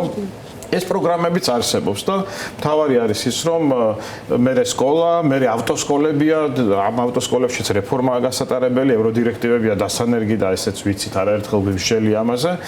თავარი არის ნება იმის, რომ ევროდირექტივები მაგალითად, რომელიც არის საუკეთესო, ხშირად ამბობდნენ ხოლმე, რომ ევროდირექტივა რატო უნდა დავნერგო, სავალდებულო არ არის. ეს სავალდებულო შეიძლება სულ არ დაგავალდებულონ. ევროდირექტივა არის საუკეთესო გამოცდილებათა კრებული. ანუ ამაზე კარგ დოკუმენტს ვერ იშოვი. რეალურად, რა, იმიტომ იქ არის ყველანაირი კვლევა ჩადებული. ჩვენ ახლა უნდა ვხარჯოთ მილიონები, რომ იმ დასკვნამდე მივიდეთ, რა არის გასაკეთებელი, როცა ეს უკვე დახარჯულიც არის, გამოკვლეულიც არის და ჩვენი პარტნიორი ორგანიზაციების გვაწვდიან ამას და თავისუფლად შეგვიძლია გამოვიყენოთ. ამიტომ თავარი ეს არის, რომ გავითვალისწინოთ საერთაშორისო რეკომენდაციები, მოწყვეტილად ჩვენ ვერაფერს ვერ მოვიფიქრებთ სხვას, ინდივიდუალურად ჩვენ საერთაშორისო ახლა ორ თემაზე ვიმსჯელეთ დღეს. ორ თემაზე ვიმსჯელეთ, ორ განსხვავებულ თემაზე, ორივე თემის ბოლოს სპეციალისტებმა თქვეს ერთი და იგივე, რომ როცა არსებობს ისეთი არაჩვეულებრივი ევროდირექტივა, რომელიც მთლიანად გაზღვევს, რომ იყო ჯანმრთელი, არაერთი მithumetes ხო? აი მე არ მესმის, რატომ შეიძლება ევროდირექტივას აუარო გვერდი და გადაწყვიტო, რომ რაღაცა თქვა ახალი რაღაცა ევროდირექტივების ინტენსიური დანერგვის პერიოდში, ეს იყო 2000 ესე ვთქვათ 10 წლიდან დაწყებული, წამოვიდა 2014, 15, 16, 17-შიც წავიდა უკვე ეს მათ შორის გულათა სისტემა, მათ შორის ექსპექტების და სხვადასხვა რეფორმები 25%-ით იყო დაღუპულების და დაშავებულების რაოდენობა 2018 წელს უკვე წინა წლებთან შედარებით. პირველივე წელს რეფორმების დაწყებიდან უკვე შედეგი იყო. და ჩვენ იმ რეფორმიდან დღემდე, აი იმ დაწყებიდან, იმ სტატისტიკიდან 2018 წლის სტატისტიკა ვეღარ გავაუმჯობესეთ, კარგი ნაწილში პირიქით უარესდება და უარესდება. ეს ნიშნავს იმას, რომ ევროდირექტივის დანერგვა რომ დავიწყეთ, უნდა დავასრულოთ. რაღაც რეფორმა რომ დავიწყეთ, უნდა დავასრულოთ. იმიტომ რომ შუაში გაჭედილი რეფორმები ნიშნავს იმას, რომ დარღვევების რაოდენობაც უარყოფითად მიდის. თან ეს არ არის ესეთი ერთ ადგილზე კი არ დგას ეს პროცესი. უარესდება, საგზაო საფრთხეობას ექთვისება აქ, რომ თუ დროულად არ ატარებ რეფორმას, მე უარესდება და შეუქცევად იხდება ეს პროცესი. ამიტომ მე მოუწოდებ ვისაც ეხება, რომ პირველ რიგში ევროდირექტივების დანერგვაზე იზრუნო და საერთაშორისო გამოცდილების გაზიარება. გაზიარებას და პროფესიონალების მოსმენაზე თავის თავცხადია. ძალიან დიდი მადლობა გემშვიდობებით, თუმცა ამ თემებზე ჩვენ უსათუოდ დავბრუნდებით. ეს არის უმნიშვნელოვანესი და მე ძალიან დიდი იმედი მაქვს, რომ აი საშინელ სტატისტიკას ალბათ რაღაცნაირად გავაუმჯობესებთ, რომ ადამიანებს არ ემართებოდეთ ის, რაც ემართებათ გზებზე და არ გვესმოდეს გაუთავებლად 5 ადამიანი გარდაიცვალა, 8 ადამიანი გარდაიცვალა. ეს არის ძალიან მძიმე, მით უმეტეს ისეთი პატარა ქვეყნისთვის, როგორიც საქართველოა. მადლობას ვუხდით სტუმრებს გადაცემაში მონაწილეობისთვის და სანამ დაგემშვიდობებით ჩვენი რეპორტაჟი ხევსურეთიდან. სასაზღვრო პოლიცია საქართველოს საზღვრისპირა სოფლებში დასაქმების ერთადერთი შესაძლებლობაა. დღეს ბარისახოს სამმართველოზე გიყვებით, რომელიც ხევსურეთში 72 კილომეტრს იცავს. არხოტისა და შატილის მხარეში 44,000 ჰექტარ დასაცავ ფართობზე სულ 10 ოჯახი ცხოვრობს. ხევსურეთს, რომლებიც ამ ინსტიტუციის დაარსების დღიდან მესაზღვრეებად მუშაობდნენ, სამსახურიდან ერთმანეთის მიყოლებით უშვებენ. ადრე სამმართველოს 186 თანაშრომლიდან 70 ადგილობრივი იყო. დღეს მათგან მხოლოდ 15-მა დარჩა. მე გემშვიდობებით და გიტოვებთ ამ ძალიან მნიშვნელოვან ვიდეოს, რომელიც გელამ თემიშვილმა გადაიღო ხევსურეთში.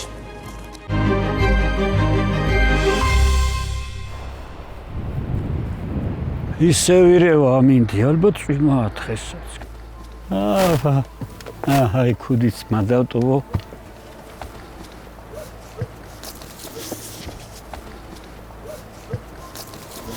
რაკსა ვინიც რა ნაწყალებია, ჯორით ნაზიდი ქვები, აი რიყის ქვები.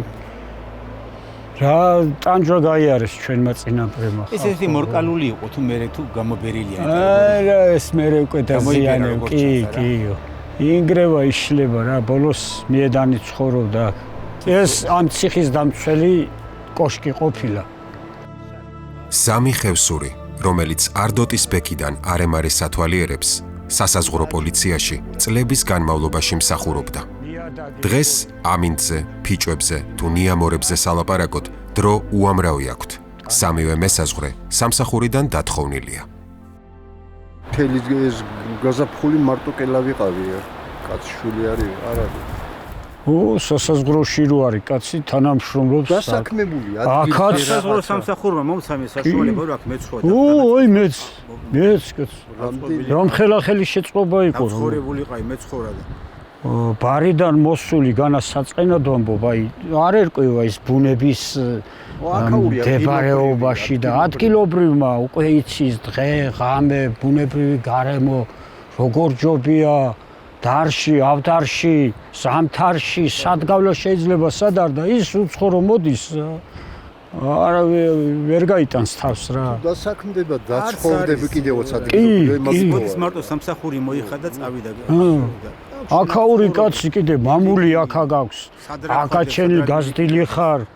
ყველაფერი იცი და სიცოცხლე გაგრძელდება, მთა აღარ დაცარიელდება. ეხლა ვინც სასაზღვრო ჯარში მსახურობდით, აი რომ გადავხედოთ, ისინი რა ვართ შემორჩენილები აქ. დანარჩენი სულ ყველა წავიდა. სამსახური რო არ ყოფილიყო აქ რა მინდოდა. იგივე მეც წასული იქნებოდი კაც ბარში. დასაქმდება ის ადგილზე, ის იქ დაცხოვრდება, მე ადგილობრივი. მეურნეობას გაიჩენს, ოჯახ შექმნის. სამსახური ექნება, აღარ უნდა უცხოეთში წასვლა და თავის სამშობლოსთან ხარ, მაგაზე ბედნიერება რა. საქართველოს სასაზღვრო სამსახური 1992 წელს შეიქმნა და მას თავდაცვის სამინისტროს მთავარი სამმართველოს სტატუსი მიენიჭა. 3 წელიწადში შეიქმნა მე-6 ბარისახოს სამმართველოც, რომელიც ჩეჩნეთ-ინგუშეთის საზღვარს იცავს. ბარისახოს სამმართველოში თავიდან 6 ადგილობრივი მუშაობდა. მოტო სამანევრო ჯგუფის სპეცრაზმის ოფისი თავდაპირველად კარვებში იყო. მერე და მერე უკაცრიელი ხევსურეთი გაცოცხლდა და სასაზღვრო პოლიციაში, როგორც მას დღეს ეწოდება, სულ უფრო მეტი ადგილობრივი ჩაირიცხა. მაშინ სახელმწიფო პოლიტიკაც კი ასეთი იყო.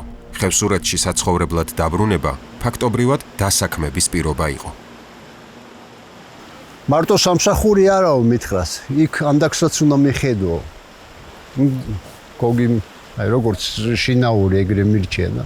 კი ბატონო, დავიწყე 2002 წელს, 2019-მდე ვიმუშავე. კარგად იცნობდნენ ალბათ თავის კუთხეს, ქვეყანას, რა უჭირდა მთას, აი ეს არის, რომ კარგად იცნობდნენ და კარგად იცოდნენ. რა გადაარჩენდა და რა დაღუპავდა, ხო? რომ არ გემუშავათ სასაზღვროში? აქ რა მინდოდა? შეინახა, სასაზღვრომ შეინახა ეს კუთხე. დაცლისგან. თავის სახლიდან მოტანილი თოფებით იყო ხალხი. და ყველა არც ერთი უცხო ადამიანი იქ არ ცხოვრო, არ იყო საზღვარზე. იმიტომ რომ ის კაცი არა ისე უდგებოდა იმ საზღვარს, იქ ვინც იჯდა. ჩორო ადგილის კურდღელს რო ადგილის მწევარი უნდაო რა. სასაზღვრო ჯარი ჩემთვის იყო ძალიან დიდი ბედნიერება. ოჯახი, შვილები გადავარჩინე, ხელფასი მქონდა და დღესაც მიყვარს, აი ეტმფრენი რო გადმოიფრენ, შეულმფრენი უпроსწორად. პირჯვარს გადავსწერ ცაზე რომ მესაზღვრეებს უნდა ძალიან მოფერება, გაფრთხილება, იმიტომ რომ ჩვენი და ჩვენი მიწაწყლის მცველები არიან.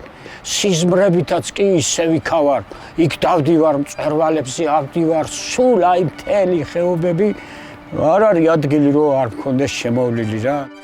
ნიკო რომ ხევსურეთში დაბრუნდა, არდოტში 12 ბავშვი იყო. ახალგაზრდა ფილოლოგმა მათთვის სკოლა პირდაპირ ღიაცის ქვეშ გახსნა. თავადაც ღიაცის ქვეშ ეძინა და 40 დღის შემდეგ საკუთარი და სასკოლო თავშესაფარი აიშენა, სადაც მერხიც და მაგიდაც თვითონ შეჭედა. 1 წელი შატილის სკოლა-ინტერნატშიც ასწავლა. სკოლაც რო დაიხურო და სასაზღვრო ჯარში რო არ მივიღე მე კიდე 2009 წლის 27 მაისს ისევ მიმიღეს. წვეტილი მქონდა, ბავშვები მყავდა ძალიან პატარები და არ დახმარება ჭირდებოდა ოჯახს. ხო და ამან თუ არა მე უნდა წავსულიყავი ბარში, გადავსახლებულიყავი. მაგრამ სამსახური რომ მომცეს, შემორჩი წლები და აი 24 წლის 28 ოქტომბრამდე ვიმუშავე. რამ ხელახელი შეწყობა იყო ეს. 30%-იც არ იყო ალბათ შანსი რომ აქ მაგალითად ზურა ეხლა რომ ნახეთ ზვიადაური ჭოყოლიჩი ზურა აი ძალიან ბევრი დარჩა ამ სამსახურის გამო და ამოვიდნენ ხევსურეთში და სამსახურის გამო მე მოვიდნენ შეხედეს რაღაც სახლები ჩაადგეს. ყოველ შემთხვევაში ამან იმოქმედა დიდი როლი ითამაშა სამსახურმა სასაზღვრომ და დარჩნენ აქ. უმეტესობა მოტრიალდა აქ, რომ დასაკ აი ზურიც ზვიადაური სასაზღვროში იყო, მე ამოვიდა უკვე პატარა რაღაცა ის ჩადგა ჯერ ვაგონი. მე კიდე რაღაც მოამატა და სახლი ჩადგა, ხო? და დაბრუნდა კაცი. ახლა წავეც ოჯახიც ამოყავს თელი ზაფხული აქ ატარებენ, მეურნეობაც აქ მოყავს აქონელიც. რო არ გვემუშავა სასაზღვრო და ეს დასაქმებულები არ ყოფილა, შეიძლება ჩვენც აი როგორც ხვებით წავსულიყავით კიდევაც არც ეგარ არის გამორიცხული და რაღაც შემოსავლის წყარო ქონდა, სამსახური ქონდა, რა გავჩერდით უკვე და მაგის გამო ის მეურნეობაც ქონდა და რაღაც დავმკვიდრდით უფრო მეტად, მაგრამ აი ბავშვები რო წავიყვანე 10-ში 2010-ში. აი შეიძლება მთლიანად წავსულიყავით, არ იყო გამორიცხული, მაგრამ ახლა მუშაობდა ნიკო. და რაღაც პატარა შემოსავლის წყარო ქონდა, გავჩერდით ამის გამო და ამან ითამაშა დიდი როლი კი აქ ძალიან ბიუროზე, რომ დაბრუნდნენ. ხევსურეთისთვის სიცოცხლის დაბრუნება მთაში სასაზღვრო პოლიციის მუშაობის ირიბი სარგებელი იყო. პირდაპირ სიკეთე ამას თავად საზღვრის დაცვის საქმეში მოჰქონდა. ადგილობრივებმა კარგად იციან რელიეფი. შეგუებულები არიან კლიმატსაც, რასაც სხვა ბინოკლითაც ვერ ამჩნევს, იქაურს შეუიარაღებელი თვალითაც არ გამოეპარება, რაც გუშინ არ იყო და დღეს გაჩნდა. უმნიშვნელო ცვლილებაც კი ჰორიზონტზე. 2012 წლიდან სასაზღვრო პოლიციაში პოლიტიკაც შეიცვალა და ხალხიც. წლიდან წლამდე სულ უფრო მეტი ეგრეთ წოდებული სხვა კუთხის ხალხი ჩამოჰყავთ ბარისახოს პერიმეტრის დასაცავად. სულ უფრო ნაკლები ადგილობრივი რჩება სასაზღვრო სამსახურში. არადა ერთ დროს ქვეყნის დასაცავად საკუთარი თოფებით მოსული ხალხი წლების განმავლობაში ატრენინგეს და მაღალი კლასის პროფესიონალებად ჩამოაყალიბეს. აქაური კაცი ამ ადგილს კარგად იცნობს. დღე არის, ღამე არის, გავა, არაფერს არ გაიჭირვებს, სამთარია, სად საზვავოა, სად საქვია, სად სანიაღვრია, სად ბალახია, სად კლდია, სად სასხლეტია, რო არ დაცურდე. ყველაფერი ვიცოდი, უცხოდ რომ მოხვალ, ჩათვალე რომ არ იცი, ამიტომ ძველები იტყოდნენ, კი, ფაქტიურად შეუძლებელია. იმასაც შეიძლება ღმერთო ყველას დაუფარე და რაღაცა ვერ გასწulis ის მე და კი ხიფათში უნდა მოხდეს და ვის უნდა ხიფათი. იმიტომ რომ ის ვერ გაივლის, ზოგი თვალმაშიშია, არ შეუძლია, ხო? აი თვალი უშინდება იმას და აი ესე კანკალს აწყებინებს და დაღუპილია, გადავარდება. დაბრუნეკო და ვის თვალმაშიში არ არის, ესევე წახით აქაურები, გაუშვის, ვინც შეჩვეულია ბავშვობიდან ვეცის. აი საიდან გადახვალ ხონიში, საიდან გადავალ ხონის ჭალაში, საიდან გადავდივარ ხახაბოში, საიდან გადავდივარ თქვათ ანდაკში. აი ამ სამანქანო ბილიკზე და საცალფეხო ბილიკზე და სამანქანო გზაზე კი არ ვიძახე, აი მთებზე ვიძახე მე. ეს ჩვენც ვიცით. აი აქედან გადავდივარ იმაში, გიორწმინდაში ჩავდივარ, აქედან გადადიხარ შატილში ჩადიხარ. სულ ვიცით ეს მთები სად მომენტიდან სად უნდა გადავიდეთ. და აქ შემოყვანილი ვიღაცა სხვა რო შემოყავთ უცხოები. აი ხლა არდოტში რო ამოიყვან, რო კითხო რომელი სოფელია, შეგეკითხან ხახაბო არისო. იმიტომ რომ აქეთ არავინ არ არის დამყოფი. შემოდიან მუცოში, პატრულება სადაც უღწევს იმ ტერიტორიაზე, პატრულირებენ და всё, ამის იქით ხახაბო, არდაკი და არჭილოში პატრულირება არ ხდება არდოტში. არავინ არ იცის აქ რა ხდება საერთოდ. დღეს გელიკა გენოციდია. დღეს შატილის და ერხოტის არის გენოციდი. გელა ხევსური უნდა იდგეს კარში, როგორც მდგარა. წერტი იმისი ადგილი უნდა გამოინახოს. ჩუკას თვალები რო დასთხარო ადგილობრივ ხევსურს არა, აი იცის რომ ის რაღაცა ხელით მოშინჯავს და ეხლა იცის რომ ის გზა სარდმინისა უნდა დახვდეს მტერს. ეხლა ის გაყარევინ ზედმეტია, ხოჭა. ის ხევსურების გარეშე. საწავიდეს ხევსური იქ ცხოვრობს ბიჭო. შენ ეს კაცი იქიდან ტყვეობაში მიყავს იქ და ის იქ ცხოვრობს. რა დააშავა, რამე იქურდა იქ, რამე გააფუჭა, რამე ჯარს არ დემისქნა თუ რა ქნა იმ ის ეუთოელები იქ რატო იდგნენ, რუსები იდგნენ, ისინი აკონტროლებდნენ. ეხლა ეს სადგას სოფელში, სოფლის ნახილში. არეულ ერთმანეთში წემსი, მუშა, მიფსველი, სოფელში. ამან მიიყვანა და დადვა და ხო სულ ერთი აი სად იდგება. ანუ აქედან გამოდის რომ აი ამ სახელმწიფოსთვის თუ ამ იმისთვის არა, აი სად იდგება, სულ ერთი ან ვინ იდგება. ხო, მიიყვანა და დასვი რომ მარტო თავი დაგიქნიოს, ჭამოს არ დაიკარგოს, მორჩა, სულ ეგ არის. რას მოეფარები შვილო კრაუტიზის შეზღურები? რელიეფს უნდა ამორჩევო რომ თავი დაიცვას ეს საქართველოს რელიეფმა გადაარჩინა. ციხე-კოშკები რო იქ მუცოსა იქ რო იყავით გამაიარეთ. ისინი რატო აზიდეს იქ რელიეფი იბრძოდა. ეს აქ შუამინდორში არიან, აგე ზეთ უკან შუამინდორში არიან. აგე იქ ტანიეს საერთო საზღვარი არ არსებობს. ჯიხვისა ჟუჟა წაიყვანეს, იქ ის არის ვიღაცა ის გაერთვნენ და ის მომზღავ. იქ რა უნდა ხევსურის გენმოსასვლელი, ხევსურის გასასვლელი. ბარისახოს სამმართველოს პერიმეტრი არხოტისა და შატილის მხარეში 72 კილომეტრს იცავს. 44000 ჰექტარ დასაცავ ფართობზე სულ 10 ოჯახი ცხოვრობს. თუ სამსახურიდან ადგილობრივების გათავისუფლების ტენდენცია გაგრძელდა, ეს რიცხვი კიდევ უფრო შემცირდება. დღეს ამ სამმართველოში 186 თანამშრომელია. აქედან მხოლოდ 15 ადგილობრივი. ადრე საერთო რიცხოვნობა იგივე იყო. ოღონდ მათ შორის 70 ხევსური იყო. აი ბოლო წლები დაახლოებით ისევ გამიმეორებ, რომ 2020 წლებიდან უკვე რაღაცა ცვლილებები გატარდა ადგილობრივების მიმართ. არ ვიცი, ახლა მართალს ვიტყოდით და ეს სიმართლის თქმა არ მოწონდა. რაღაცა დაირღვა, არ ვიცი, სად დაიღო ეს, ვინ მართავდა, როგორ მართავდნენ, მაგრამ ადგილობრივებს უკვე რაღაცა ისეთი ის იყო, რომ აი ბოლო წლებში მაგალითად რომ ადგილობრივი რომ მიდის გზაზე, მანქანაც არ უნდა გაგაჩერა და არც უნდა მისალმები ყავი. წავიდნენ დასევდიანებულები, წავიდნენ და უცხოეთში წავიდნენ, აი ახლა მე რა უმეტესობა არის უცხოეთში წავიდა რა, იმიტომ რომ რა ექნა იქ. წავიდნენ ზოგი ევროპაში არის, ზოგი ამერიკაში არის. არა და ყოფილიყვნენ, ასაკი არ ჰქონდა 55 წლისას სათავისუფლებდეს და არ ჰქონდა ახალგაზრდები იყვნენ, წავიდნენ და უცხოეთში არიან დღემდე. და არ ჯობდა აქ თავისუფლებში ყოფილიყვნენ, თავის მიწა-წყალზე ყოფილიყვნენ. ალბათ ჩვენს მერე აღარავინ გააგრძელებს აქ. თუ სამსახური არა გაქვს აქ რა გინდა?